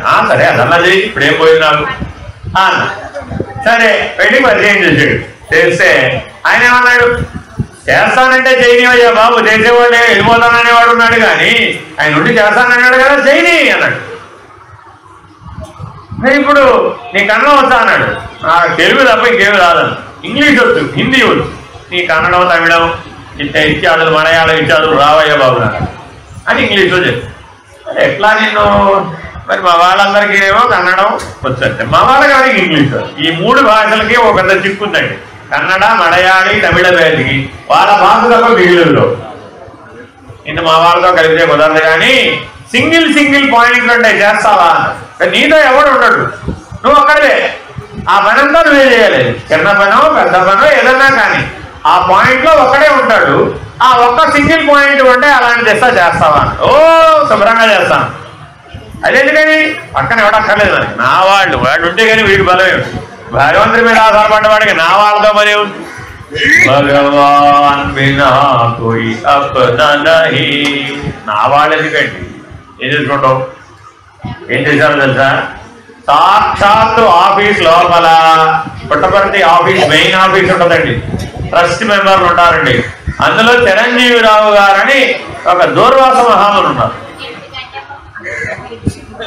ఆయనకి ఊ అన్నా కోపం, ఆ అన్నా కోపం, మాట్లాడినా కోపం, మాట్లాడకపోయినా కోపం అంత. కానీ భగవంతుడు ఏండు అద్భుతమైనటువంటి భక్తి సేవ. చిరంజీవిరావు గారి పేరు తెలియని వాళ్ళు ఎవరు ఉంటారు? ఆయన దగ్గరికి ఎవరిని వేసినా సేవాదాలు ఎవరు వెళ్ళరు, వెళ్ళినా ఒక రోజు కంటే ఉండరు. ఎందుకని? కుదరదు కదా. గెట్అవుటే, ఎక్కడో తేడా వస్తున్నప్పుడు గెట్అవుటే ఇక అంతే. మళ్ళీ ఇంకోటి రోజు కూడా వేయాల్సిందే. అక్కడ ఆ పాయింట్ వేసేటారు. అక్కడికి వెళ్ళాలి. మనకేం తెలుసు? మనకి చిరంజీవిరావు ఎవరో తెలియదు, మిగిలిన వాళ్ళ మనకు డైరెక్ట్ బాబా గారితోనే మనకు పని అంతే. మిగిలిన వాళ్ళ మధ్య వాళ్ళతో మనకు పనే లేదు. అలాగే వెళ్ళారంతే. ఏమిటి వచ్చామన్నాడు, వేశారండి సర్వీస్. తెలుసా సేవ అంటే ఏమో? మీరేం చెప్తే చేయమన్నారు. సేవ అంటే ఏం చెప్తే అది చేయటం. చేస్తున్నామా నా ఇష్టం అంటున్నామా? మన రోజువారీ జీవితంలో నా ఇష్టం అంటున్నామా లేదా? అంటే సేవ ఎదుగుతున్నప్పుడు నా ఇష్టం అంటే సేవ అవ్వదండి. అందుకే భక్తి సేవాదారులకి ఇక్కడి నుంచి అక్కడికి వెళ్ళేటప్పుడు మాకేం సేవ ఇస్తారని ఇక్కడ చాలా మంది అడుగుతారండి. అక్కడికి వెళ్ళాక అక్కడ సేవాదాలు కనిపోయినారు. ఏం చెప్తే అదే ఇది అది ప్లాన్లు వేసుకుని నన్ను అక్కడే పెట్టండి, ఆ గేట్ దగ్గర పెట్టండి, ఈ గేట్ దగ్గర పెట్టండి, నన్ను సూపర్ స్పెషాలిటీలోనే పెట్టండి, నాకు నైట్ డ్యూటీ కుదరదండి, నేను కూర్చుంటే లేవలేనండి, ఇవేమి అక్కడ పనిచేయం. లిస్ట్ ఇస్తాం, వాళ్ళు ఏదో చెప్తారు, ఈ 10 మందిని అక్కడికి పంపించండి, ఈ 3 ఇక్కడికి పంపించండి, ఒకటి అక్కడికి పంపించండి, పంపించడమే అంతే. వాళ్ళకేం తెలియదండి. సుబ్బారావు అప్పారావు వెంకటరావు వాళ్ళకేం తెలియదు. టిక్కులు కొట్టేస్తాడు అంతే, టకా టకా టకా టకా. ఈ లిస్ట్ ఇస్తాం కదా, ఆ లిస్ట్ ప్రకారం కొట్టేస్తాడు అంతే. ఎవరు ఎడిపోతాడో అటు పోవడమే అంతే. దానికి ఒక లీడర్ ఉంటాడు, వాడు పట్టుకెళ్ళిపోతాడు అంతే. వాడు ఏం చెప్తే అది చేయడమే. అదేనండి. ఎప్పుడన్నా మీకు టాయిలెట్ క్లీనింగ్ సేవ వచ్చింది అక్కడ? ఇప్పుడు ఇవ్వడం లేదులేండి. మేము పనిచేసే రోజులలో మాకు మొదట 2 సేవలు ఇచ్చారు. యూత్ కదా మేమంతా. అప్పుడు మొట్టమొదటి పని ఏంటో తెలుసా? మినప బస్తాలు తీసుకెళ్ళి లోపల క్యాంటీన్లో ఇచ్చామన్నారు. మినప బస్తాలండి, మినుములు. మేము 18 ఏళ్ల బ్యాచ్. అవును, ఆడించేవాడండి. ఆ చివరి ఉండేదన్నమాట. ఇప్పుడు ఎక్కడ ఉంటుందంటే అది ఏం చెప్పాలి మీకు, ఆ క్యాంటీన్ వస్తుంది కదా, ఆ చివరి దాంట్లో లడ్డూలు అమ్ముతున్నారే, ఆ లడ్డూ కౌంటర్ పక్కన ఉండేదన్నమాట. అదంతా ఖాళీ ప్రదేశం. ఇప్పుడు ఉన్న బిల్డింగ్లు ఏం లేవు అప్పుడు. ఆ చివరి ఎక్కడో చెట్లు ఉండేవి, ఇక్కడ 5,000 మందిలో ఉండేది, అంతకుమించి ఏం లేవు అప్పుడు. ఇప్పుడు ఎప్పుడు మాట ఎప్పుడో 90లో మాట ఇది విషయం. సరే, అప్పుడు వెళ్తే వెళ్ళగానే ఆ వెన బస్తాలు తీసుకెళ్ళి అన్నారు. నేను ఎంతున్నాను, గట్టిగా గాలి వస్తే ఎగిరిపోయిట్టుగా ఉన్నాను నేను. ఇది లేస్తున్నా మనకి ఏమండి, శారీరక దృఢత్వం లేకుండా లేస్తుందా? చూస్తున్నా. ఏం చూస్తా లేపన్నాడు. ఇక్కడ ఉంటాడు కదా మరి, సేవదలు బాస్ ఉంటాడండి అక్కడ. లేపన్నాడు. ఏం లేపేదన్నా, సాయిరాముడు లేపదే లేస్తున్నాడు. చూడండి పరీక్ష బాగా గుర్తుపెట్టుకోండి. భగవంతుడు నేర్పడం అంటే ఇలా నేర్పుతాడు. 50 కిలోల బస్తా లేపాలంటే మామూలుగా నేను 5 కిలోలే లేపను, 10 కిలోలే లేపను. అలాంటిది 50 కిలోల బస్తా తీసుకెళ్ళి ఈ చివరి తీసుకెళ్ళి ఆ చివరి వేసిరావాలి. సాయిరాముడు లేపన్నాడు అంతే. లేపేశాం అంతే. లేచింది. తీసుకెళ్ళి అక్కడ వేసి వచ్చిన తర్వాత గొప్ప పాఠం చెప్పాడండి ఆయన నాకు. నేను జీవితంలో నాకు పాఠాలు ఎవరెవరు ఎట్లా నేర్పారో చెప్తున్నా మీకు. భగవంతుడు ఎలా నేర్పుతాడో చెప్తున్నా. హనుమంతుడు సంజీవని పర్వతం ఎలా ఎత్తాడు? తన బలంతో ఎత్తాడా? జై శ్రీరామ్ అన్నాడు, పర్వతం లేదు. రాముడి బలంతో హనుమంతుడు సాధించాడు. సాయిరాముని బలంతో మనం సాధిస్తున్నాం. సేవకి హనుమంతుడు కదా, అది ఎవ్వరు హనుమంతుడు గారే ఉండాలయ్యా అని కదా బాబా వారి ఉపదేశం. ఏమిటి? హనుమంతుడు వలె ఉండమని కదా. సంజీవని పర్వతం పెట్టుకున్నటువంటి హనుమంతుడు బొమ్మ పెట్టారండి. కావాలంటే అప్పుడు ఉపన్యాసాలు చూస్తే ఈ మాటలు ఉన్నాయండి. ఆనాడు ఆ రాముడు అయోధ్య రాముడు చెప్పాడని, జానకి రాముడు చెప్పాడని, దశరథ రాముడు చెప్పాడని, ఆత్మారాముడు చెప్పాడని హనుమంతుడు సాధించాడు. ఈనాడు ఈ సాయి రాముడు చెప్పాడని మీరందరూ దానిని పాటించి సాధించాలి. అది కదా సేవ అంటే. ఏదో పులిహారం ఉండేవండి, దద్దోజనం ఉండేవండి, 100 మందికి పెట్టామండి, 3కి ఏమో పెట్టలేదండి, 4కి పెట్టామండి. ఈ గోలంతా అక్కడ ఏముంది? నా ఇష్టమని అనకపోవడమే సేవాదళ్. ఏ రోజున నువ్వు నా ఇష్టమని అన్నావో ఆ రోజు నువ్వు సేవాదళ్ వదిలేసినట్టే. మెడలో స్కార్ఫ్ ఉన్నా లేకపోయినా. ఎంతైన విషయం తెలుసా? నాకు ఏపీ స్కార్ఫ్ ఉంటుంది కదా, ఏపీ స్కార్ఫ్ ఇస్తారు కదా. మరి ఇప్పుడు ఏపీ సర్వీస్ అయిపోయినాక వాళ్ళు అది వేసుకునేవారండి. కర్ణాటక సేవదలు కదా తర్వాత, వాళ్ళ స్కార్ఫ్ మనకెవరు? చూడండి, ఆ మిగిలిన తర్వాత టైంలో ఇప్పుడు ఏంటి నేను సేవదలని ఎలా చెప్పారు ఎవరికి? తెల్లబట్టలు అంటావు, అందరూ వేసుకుంటారు తెల్లబట్ట. ఇప్పుడంటే ఇంకా కొంతమంది అటు ఇటుగా ఉన్నారు. అప్పుడు అందరూ తెల్లబట్టలే, భక్తులు తెల్లబట్ట, అందరూ తెల్లబట్టలే. మరి ఎలాగా? నీ ఐడెంటిటీ ఏం చెప్తుంది బా అన్నాడు అంతే. నువ్వు మాట్లాడుతున్నావు కదా, ఆ మాట ఏం చెప్తుందయ్యా నువ్వు సేవాదళ్ళని. నువ్వు భగవన్నామస్మరణ చేయి, బాబా గారు నామస్మరణ చేయి. ఆ సేవాదళ్ళ రియల్ గా ఎలా ఉంటాడు నువ్వు అలా ఉండు. నిన్ను చూస్తే భగవంతుడి సేవకు వచ్చాడు. భగవంతుడి సేవకుడు అని హనుమంతుడు రావణాసుడి దగ్గరికి వెళ్ళినప్పుడు ఏం చెప్పాడని అడిగాడు. ఎవరయ్యా నువ్వని హనుమంతుడిని అడిగాడయ్యా. హనుమంతుడు ఏం సమాధానం చెప్పాడు రావణాసుడికి? దాసోహం కౌసలేంద్రస్య. ఈ మాట నాకు కాదండి, భగవాన్ బాబా వారి వాళ్ళకి. దాసోహం కౌసలేంద్ర. నేనేదో అంజనాదేవికి పుట్టాను, లేకపోతే వాయుదేవుడికి పుట్టాను, నేను అందరి వాడిని ఇంతటి వాడిని మానవులాగా గొప్పలు చెప్పుకోవాలా. ఏం చెప్పాడు? దాసోహం కౌసలేంద్రస్య, నేను రామ బంటునయ్యా బాబు. అలాగే నువ్వు భగవాన్ బాబా వారి సేవకుడిగా జీవించవయ్యా. నీ జీవనం చెప్తుంది, నీ నడక చెప్తుంది, నీ మాట చెప్తుంది, నీ చేత చెప్తుంది. నువ్వు సేవకుడు అవును. మెడలో స్కార్ఫ్ లేకపోతే ఏమైందంట? అక్కడ పర్మనెంట్ సేవాదాలకి స్కార్ఫ్ ఉండదండి. వచ్చిపోయే వాళ్ళకే స్కార్ఫులు ఉంటాయి కానీ పర్మనెంట్ సేవాదాలకి స్కార్ఫులు ఉండవు. ఈ మాట చెప్పాడు ఆయన. ఏమిటయ్యా సేవాదాలు స్కార్ఫ్ అంటావేంటి? వాళ్ళందరూ 10 రోజుల పాటు సేవాదాలు, మనం పర్మనెంట్ సేవాదాలు. భగవంతుడు ఇచ్చాడంటే ఏమిటి? పర్మనెంట్ గా ఇస్తాడయ్యా. ఇదేదో 10 రోజులు టెంపరీగా ఇచ్చే వ్యవహారం కాదు. భగవంతుడు ఏది ఇచ్చినా శాశ్వతంగా ఇస్తాడు. నేను పర్మనెంట్ సేవాదాలుగా ఇస్తున్నాడు పోవయ్యా అన్నాడు. ఇంతకంటే మీరు ఆశీర్వచనం ఏమడుగుతారు భగవంతుడి దగ్గర? ఇలాగా నా జీవితంలో ప్రతి ఒక్కరూ భజన గురించి, సేవ గురించి, జీవనం గురించి. చిరంజీవిరావు గారు నన్ను ఫుట్బాల్ అడిగితే అట్టా ఇట్టా కాదండి. తెల్లవారుజామున 5 గంటలకు ఓంకారం అంటే 4 గంటల 45 నిమిషాలకు వస్తారు. ఆయన వచ్చే 5 నిమిషాల ముందు మనం అక్కడ ఉండాలి. ఎక్కడ? ఆయన ఆఫీస్లోకి వస్తాడు. ఆయన మొట్టమొదట తర్వాత వెళ్తాడండి అర్జెంటుగా. అయితే అసలు ఆయన పరిగే ఆయన నడక. పైగా ఆయన చెప్తే ఎవరైనా వినాల్సిందే. మొత్తం ఎంటైర్ ప్రశాంత నిలయంలో చిరంజీవిరావు గారు చెప్పారంటే అది సుగ్రీవాజ్ఞ అయిపోతుంది అంతే. అర్థమైందండి? అలాంటి ఆయన దగ్గర నన్ను వేశారు. ఆయన 4:45కి వచ్చావా అనేవారు, లోపలికి వెళ్ళేవారు అంతే. తర్వాత నేను సుప్రభాతానికి వెళ్ళొస్తాను అనేవారు. మనం వెళ్ళాలో వద్దో తెలియదు, ఉండాలో తెలియదు, ఆయన ఎంతసేపు ఉంటారో తెలియదు. ఆయన బాబాగారి దర్శనం అయిపోయేదాకా ఉంటారు, భజన అయ్యేదాకా ఉంటారు, సుప్రభాతం అవగానే వస్తారు. ఏది అడిగే అవకాశం లేదు. చెప్పింది ఇప్పుడేం చెప్పారు? చెప్పింది చేయన్నారు. చెప్పింది ఏమంట? నేను వెళుతున్నాను అన్నాడు ఆయన. మొన్నమని చెప్పలేదు, మొమ్మని చెప్పలేదు. ఏం చేయాలంటావు? నీడవలే ఉండు. భగవాన్ బాబా వారు చెప్పారు. సేవ అంటే ఏంటి? భగవంతుడి నీడవలే ఉండడం సేవ అంటే. ఆయన ఎటుపోతే ఆయన అనుకోడు. నాకు భగవంతుడి వాక్యమే ప్రమాణం, నాకు మిగిలిన అప్రమాణం. సేవలకు అన్నిందని చెప్పాడు, వాడు చెప్పాడు, నాకు అవన్నీ అనవసరం. భగవంతుడు ఏం చెప్పాడు? సేవ అంటే ఏంటి? నా నీడ వలే ఉండు, అలాగే ఉండవా అంటే. విడిపోయిన ఆయన వెనకాల ఇంతవరకు ఏ సేవాదాలు ఆయన వెనకాల ఎప్పుడు అలా వెళ్ళలేదు. ఆయన వెనక్కి తిరిగి ఏంటి ఆయన కలుస్తున్నాం అన్నట్టు.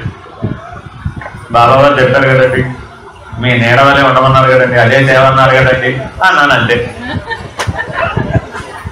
ఏం చెప్తారు మరి ఆయన? దుర్వాస మహర్షి బాబావారు చెప్పారు కదండి, నాకు బాబావారే దిక్కు మరి. ఆయన మాకేం చెప్పారు. సరే అక్కడ ఉండు, మళ్ళా నేను ఇంటే వస్తాను. అప్పుడు సౌమ్యం. బాబావారి పేరు తప్ప ఆయన కంట్రోల్ చేయగలిగే శక్తి మరొకటి లేనే లేదన్నమాట. ఆయన ఏదన్నా ఉగ్రం అన్నమాట.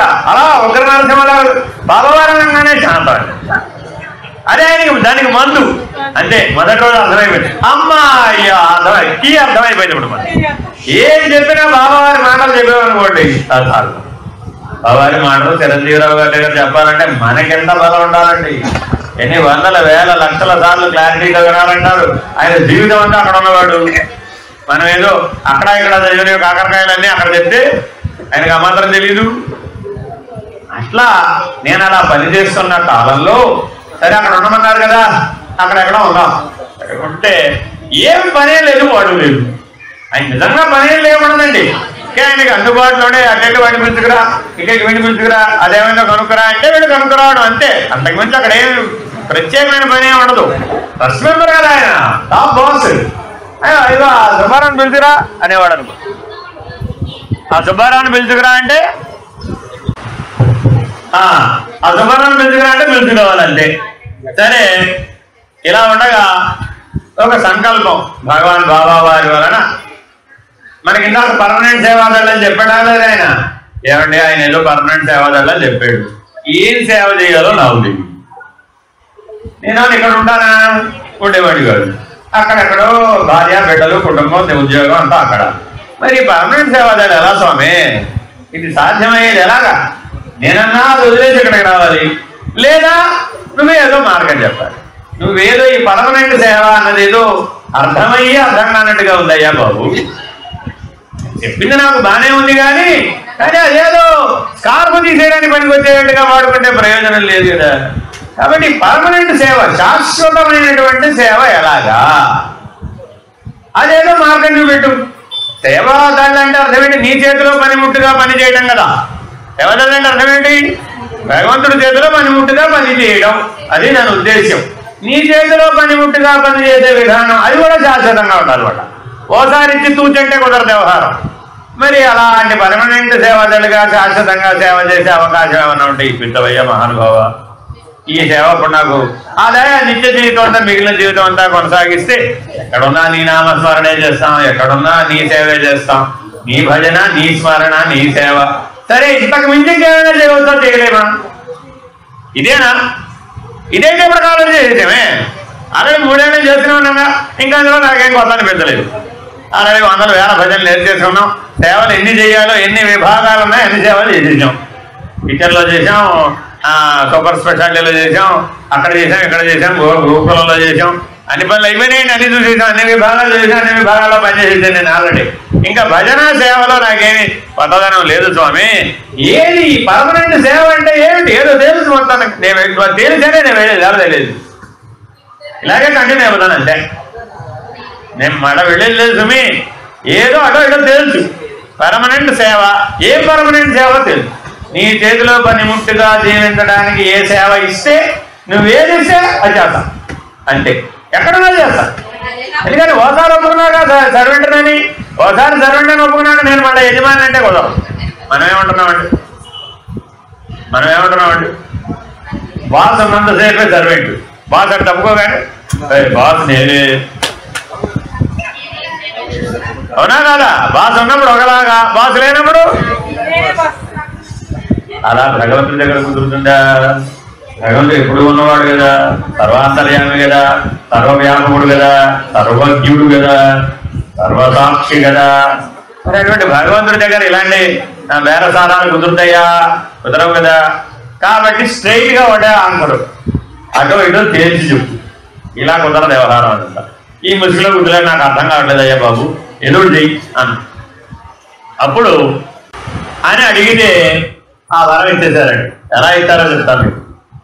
ఆ కాలంలో, ఇప్పుడు లేదు, సనాతన సాయి సంజీవని అని ఒక ప్రాణిక్ హీలింగ్ నేర్పే ఆయన ఒక ఆయన ఉండేవాడు. ఆయన కనబడ్డాడు, ఆయన ఎదురయ్యాడు. చూశారు, డిఫరెంట్ గా ఉన్నాడు. ప్రతిభ కళలు వెలిగిపోతున్నాయి, మొహం అంతా వెలిగిపోతుంది. ఆయన చేతిలో ఎప్పుడూ ఒక పెండ్యులం, ఒక స్ఫటిక పెండ్యులం ఉండేది. ఇలా రా అని అక్కడ చూసి, ఇలా చూసి, నీకు ఈ ఆరాలో ప్రాబ్లం ఉంది, ఇది ఇక్కడ ప్రాబ్లం ఉంది, ఇది చేసుకో, అది చేసుకో అని చెప్తున్నాడు. విద్య బాగానే ఉంది, ఏదో వ్యవహారం. మనకెంతప్పుడు తిప్పు కొడితే 20 ఏళ్ళు కూడా లేవు.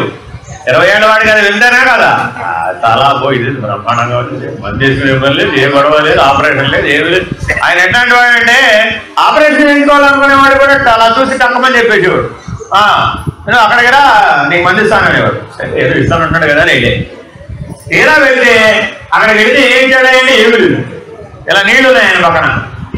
అంటే ఆయన దగ్గర ఏదో ప్రాణిక్ హీలింగ్ సంబంధించిన పుస్తకం ఏదో ఉంది. ఇవి తీసి ఆ పుస్తకం మీద అక్కడ ఇక్కడ 4 పేజీలో పెట్టాడు. ప్రే చేశాడు భగవంతుడు. పర్టికులర్ పేజీలో నీళ్ళ దాని మీద ఇలా ఉంటాడు. ఇప్పుడు ఈ నీళ్లు మంచినీళ్ళు తాగేసే తగ్గిపోతుందంట. తాగేసాడు. ఆపరేషన్ వాడు అయిపోయి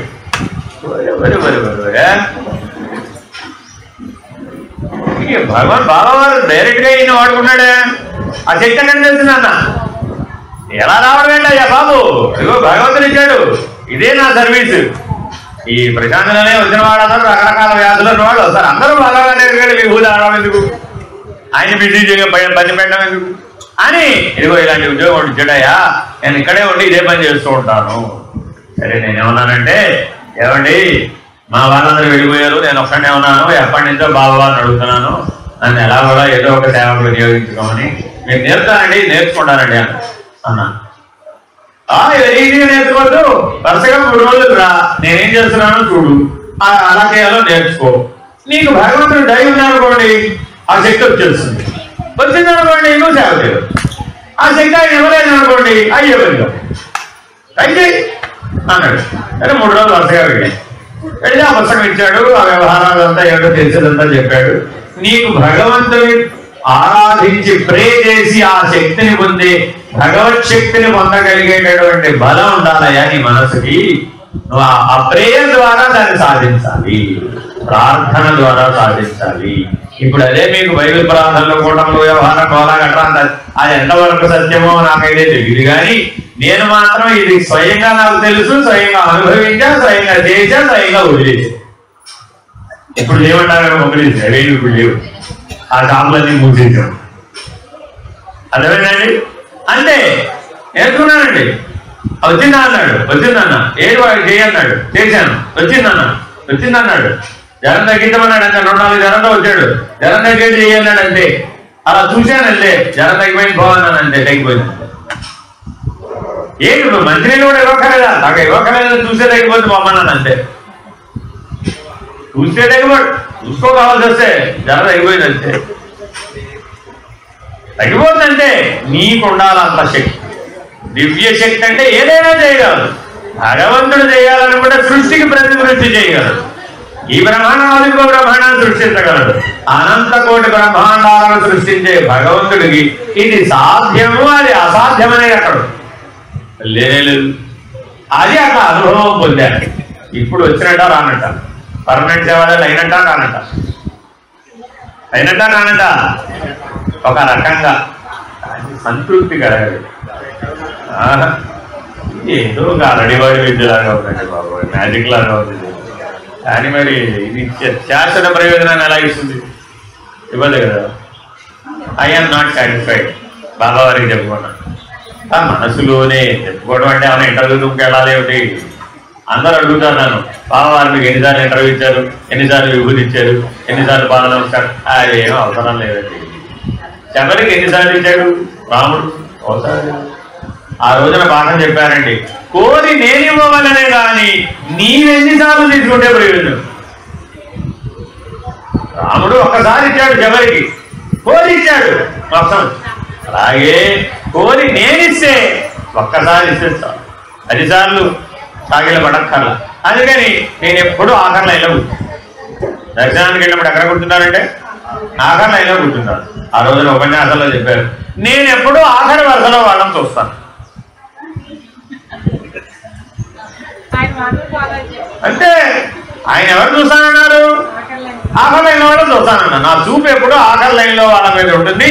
వీళ్ళేమో నా వాళ్ళు అడుకోవడానికి ప్రయత్నిస్తుంటారు ముందు కూర్చున్న వాళ్ళందరూ కూడా. వీళ్ళ గురించి ఎక్కడ ఉంది? భగవంతుడి కాళ్ళ మీద పడిపోతే కదా అయిపోతుంది వీళ్ళ అభిప్రాయం. కానీ నా చూపు పడితే రాతిని నాతిగా చేసినది నా చూపు. రామదృష్టి ఎటువంటిదండి? రాతిని నాతిగా చేసినటువంటి చూపు అది. ఆ చూపు పడితే నువ్వు మారకపోవడం ఏమిటి? అది జ్ఞానంతో చూసిన చూపు. జ్ఞానాగ్నిదగ్ధ కర్మాణ. నువ్వు ఉండవయ్యా, నీ కర్మలన్నీ దగ్ధమైపోతాయి, నీ పాపాలన్నీ దగ్ధమైపోతాయి. ఈ జన్మ ఆఖరి జన్మ అవ్వాలి అంటే నా చూపు నీ మీద పడాలి అని ఆ రోజు ఉపన్యాసం చెప్పారు. ఆహా, అంటే ఎలాగైనా ఆయన చూపు మన మీద పడేది చేసుకోవాలి. పడాలంటే ఏం చేయాలి? ఎక్కడ ఆయన చూస్తున్నాడో చూసుకోవాలి ముందు మనం. ఎప్పుడు దాని మీద దృష్టి పెట్టాలి. ఎప్పుడు మిగిలిన కనపడకూడదు అక్కడంతా కూడా, అంతేనా కదా? సరే, ఆయన ఆ రోజున ఇంకా బయటికి వెళ్తున్నారు, కారులో వెళ్తున్నారు. ఆ క్యాంటీన్ మూల నిలబడ్డా, ఎందుకు వచ్చిన వాళ్ళు ఒకటి తారన్నా చూస్తారేమో. అమ్మలు టర్నింగ్ తీసుకుంటారు కదా, అసలే కారు స్లోగా పోతుందండి. ఆ టర్నింగ్ లో ఇంకా స్లోగా పోతుంది. ఆ మూల నిలబడున్నాను అంతే. పైనుంచి కిందకి ఇలా చూశారంటే నెట్ట నిలువుగా చూశారండి. చూశారు బాబా గారు. అయిపోయింది అంతే. మన పని ఈ జన్మకి అయిపోయింది. చాలు వరం ఇచ్చేసాడంటే అనుకున్నాను అంతే. లోపల ఏమైందో ఏమో తర్వాత పెట్టి ఆ రాత్రికి తెలిసింది ఆ చూపు సంగతి. ఆ రోజుల్లో సేవాదళ్ళు అంటే ఎంత రిస్ట్రిక్షన్ అంటే ఎన్నో నియమాలండి. ఇప్పుడున్నట్టుగా ఫ్రీగా లేదు వ్యవహారం ఆ రోజుల్లో. కట్టుబాట్లు అనమాట. 9 దాటితే అసలు నరసంచారం ఉండదండి. నిలయంలో 9 దాటితే 8:45కే ఉండదు. 8:45కి క్యాంటీన్ క్లోజే. 8:30కే క్లోజు. 8:45కి అసలు క్యాంటీన్ తాళమే పడిపోతుందండి. 9ంటికి ఎంతటి వాళ్ళైనా లోపలికి వెళ్ళిపోవడం, ఎవరి తలుపులు వాళ్ళు వేసేసుకోవడమే. సిట్టింగ్ వారు కావచ్చు, ఎవరన్నా కావచ్చు. 9 to 4 ఏం అసలు కదలకే లేదనమాట. 9ంటికి సేవదలు కదా నేను, చిరంజీవిరావు గారు వెళ్ళిపోయేవాడండి, 8:30కి వెళ్ళిపోయేవారు ఆయన. ఆయన వెళ్ళిపోగానే నేను ఇంటికి వచ్చేసాను. ఆ రోజున మా సేవాదళకి ఒక బిల్డింగ్ ఇచ్చారు, ఆ కర్ణాటక సేవాదళకి. నాకు ఎవరు పెడితే ఎవడు వాడి భాష రాదు, వాడు ఎవడు మనకి. వెళ్ళాను, స్నానం చేశాను, కూర్చున్నానో లేదో పద పద పద అన్నారు. పదమనేవాడు ఎవడయ్యా బాబు, తెలుగులో అంటున్నారు పద పద పద. ఓహో పెద్ద ఆయన వచ్చేసారా బాబోయ్, భగవాన్ బాబా వారు వచ్చేసారు, పద పద. నేను నడవడాలా, నెడుతున్నారు, వెనక నేను తోసుకెళ్ళిపోతున్నారు, పద పద పద. దివ్యశక్తి నెట్టేస్తూ ఉండండి. ఎక్కడికి వెళ్ళాలి తెలియదు, ఏం వెళ్ళాలి, బయటికి 9 తర్వాత బయటకు వెళ్తే ఇంకా ఆ రోజులో వాడికి భర్తీ గేట్లు క్లోజే. ఆ రోజులో అంత స్ట్రిక్ట్ గా ఉండేదండి. తప్పు చేస్తే ఇంకా మళ్ళా బద్దీకి వచ్చే పని లేదండి. బయట జరగాల్సిన బయట చేసుకోవాల్సింది ఏ సేవ అయినా పర్మనెంట్ గా 2 మార్కులు రాసేస్తారనమాట. నీకు మా ఏ రాష్ట్రంలో కూడా నీకు మళ్ళా సేవాదళ పోస్ట్ అనేది లేనే లేదు. వెనక నుంచేమో పద పద పద పద పద. ఎక్కడికి పద ఏమో నాకు తెలియదు. భగవంతుడు ఉండగా మనం భయపడేది. చెప్తాను ఎవరు? భగవంతుడు. చూసుకునేది ఎవరు? భగవంతుడు. చూసుకుంటాడు ఆయనే. ధైర్యంగా వెళ్ళిపోయానంటే నార్త్ ప్రశాంతి ఆ రోజుల్లో ఫారినర్స్ ఇచ్చేవాడు. ఇప్పటికీ నాకు ఆ రూమ్ గుర్తుంది కానీ నెంబర్ గుర్తులేదు. ఒక రూమ్ ముందు తీసుకెళ్ళి నిలబెట్టారు. ఆ రూమ్ తలుపు కొట్టమన్నారు. అంతే, తలుపు కొట్టన్నారు, అంతే కొట్టారు. ఎవరో ఒక 7 అడుగులు ఉంది ఒక ఆఫ్రికన్ లేడీ, ఆవిడ తలుపు తీశారు. 7 అడుగులు ఉంది ఆవిడ పోయి, భారీ శరీరం. ఆ ధర 9:30కి తలుపు కొట్టాం. అసలు సేవాదళ్ళు ఆడవాళ్ళతో మాట్లాడటమే పెద్ద ప్రమాదం. అలాంటిది రాత్రి 9:30 తర్వాత వాళ్ళు ఉన్న నివాసానికి వెళ్ళి తలుపు కొట్టడం అత్యంత ప్రమాదం. ఎంత ప్రమాదమో చెప్పలేనండి. శిక్ష కూడా పడిపోతుంది. ఏం జరుగుతుందని నాకు ఆ తలుపు కొట్టి తలుపు తెరిచిన తర్వాత లోపలికి వెళ్ళాను. కూర్చోండి అంటే ఆవిడ, మీరు కూడా రాగానే కూర్చొని నాకు కూర్చోమని కూర్చున్నాను. అంతవరకు తెలిసిపడి కూడా ఆ తర్వాత ఆవిడ భాషలో ఆవిడ అడుగుతోంది. ఆవిడ వ్యవహారం, ఆవిడ ఏదో పుస్తకాలు తెచ్చుకుంది, వ్యవహారం గోలా గట్ర అంతా 12 పుస్తకాలు పక్కన పెట్టుకుంది. ఏదో జరిగిపోయింది అంతా. ఆవిడేదో తెల్లారుజామున నా డ్యూటీ ఎన్నింటికి 4:30 కల్లా ఉండాలి అక్కడ. మనం 4:45 వచ్చేస్తాడు ఆయన. 4 వరకు ఇది వదిలిపెట్టాలి. అసలు వదిలితే కమండి 4 అయ్యే వరకు ఆవిడ అడుగుతూనే ఉంది. ఈయన చెప్తూనే ఉన్నారు. ఎవరు చెప్తున్నారు? ఎవరిని ఉపయోగించుకుని? ఈ పనిముట్టును ఉపయోగించుకుని. మనం అనకూడదు అక్కడ. మనం ఎవరు? మీరు వంట చేయడానికి గరిటె వాడతారా లేదా? ఇప్పుడు గరిటే అన్నం వండినట్టావు, నువ్వు వండేవాడవా? గరిటె ఎంత పడుతుంది? నువ్వు కదా వండేది. గరిటె వండిందంటే అన్నం ఏమమ్మా అన్నం వండకుండా కదంటే గరిటె సరిగ్గా లేదంట. గరిటె సరిగ్గా లేకపోడు. కాబట్టి భగవంతుడి చేతిలో గరిటె వలే ఉండాలి. అది సేవకుడంటే. అనుభవంగా నిరూపించారన్నమాట. తెల్లవారుజాము 4 అవ్వగానే పద పద పద అన్నారు. మళ్ళా ఈ పద ఎక్కడ పోవాలి? పద పద పద పద అంటే ఎందుకంటే అప్పటికి అందరూ లేచిపోతారండి. 4 అయిందంటే అందరు వచ్చేస్తారు సీన్లోకి. ఎవరికంటన్నా పడితే ఇంకా అయిపోయిందంటే జీవితం. అక్కడతో వస్తే అలాంటిది 4 అవ్వగానే పద పద పద పద. సరే వస్తానమ్మా, మంచిది, బై బై. బాబా వారిలాగా చెయ్యి ఊపేసాం, వచ్చేసాం బయటికి. అంతే వచ్చేసాం, బయటకు వచ్చేసాం. పద పద పద పద. సేవాదళ ఆఫీస్కి వచ్చేదాకా పద పద పద. ఒక్కరు ఎదురుపడేవాడు కదా. ఈ టైం లోపల నేను వెళ్ళొచ్చే లోపల ఏ ఒక్కడు అప్పుడు గుర్తుకొచ్చింది నాకు. హనుమంతుడు లంకలో ఎవరికంటా పడకుండా అమ్మవారిని అన్వేషించాడంటే ఏ ఇబ్బంది రాలేదండి. విరాపల్లకి దాటించాడండి. ఏదైనా భగవత్ సంకల్పం ఉంటే ఎన్ని ప్రమాదాలున్నా సరే. ఇలా ఒక రోజు అయిపోయింది. అమ్మయ్య గట్టెక్కాను రా బాబు అనుకున్నాను. మిగిలినంతా నాకు తెలియదు. తర్వాత ఇదంతా తెలిసింది అనుభవానికి వచ్చినాక. ఆ రోజు నేను తెలియదండి. ఆ రోజున మళ్ళీ వెళ్ళిపోయాను. మళ్ళీ మామూలు చిరంజీవిరావు గారు వ్యవహారంగా అలా కట్టరా. అలా వరుసగా 3 రోజులు ఉద్యోగం. ఇది 3 days ఎంప్లాయ్మెంట్ ఇచ్చారు నాకు. ఇదే పని. 9ంటికి బయలుదేరడం, 4 దాకా సకల వేదాంత శాస్త్ర సారము ఆ 3 రోజుల్లో ఆ అమ్మాయికి పాఠం చెప్పింది. నాకేమీ రాదు. గరిటెకి ఏమైనా వస్తుంటారా? గరిటెకి పులుపో ఉప్పో తీపో తెలుస్తుంటారా? తెలియదా? తెలియాలి కదా, గరిటె కదా తెలిసింది, గరిటె తెలియదమ్మా. మనం ఎవరు గరిటె. అలా 3 రోజుల పాటు భగవంతుడి చేతిలో పనిముట్టుగా సకల శాస్త్రసారం బోధించేటప్పటికీ తెలివి మారిపోయింది. ఏం మార్చేశారు ఇప్పుడు 3 రోజులు? అంటే చైతన్య స్థితి వచ్చేసిందంటే, ప్రజ్ఞాస్థితి వచ్చేసిందంటే, ప్రజ్ఞానం వచ్చేసింది. ప్రభు దర్శ వినా ప్రజ్ఞాన నహి, దయ ధర్మ వినా తత్ కర్మ నహి, దాన ధర్మ వినా హరి భజన వినా శాంతి నహి, హరి నామ వినా హరి భజన వినా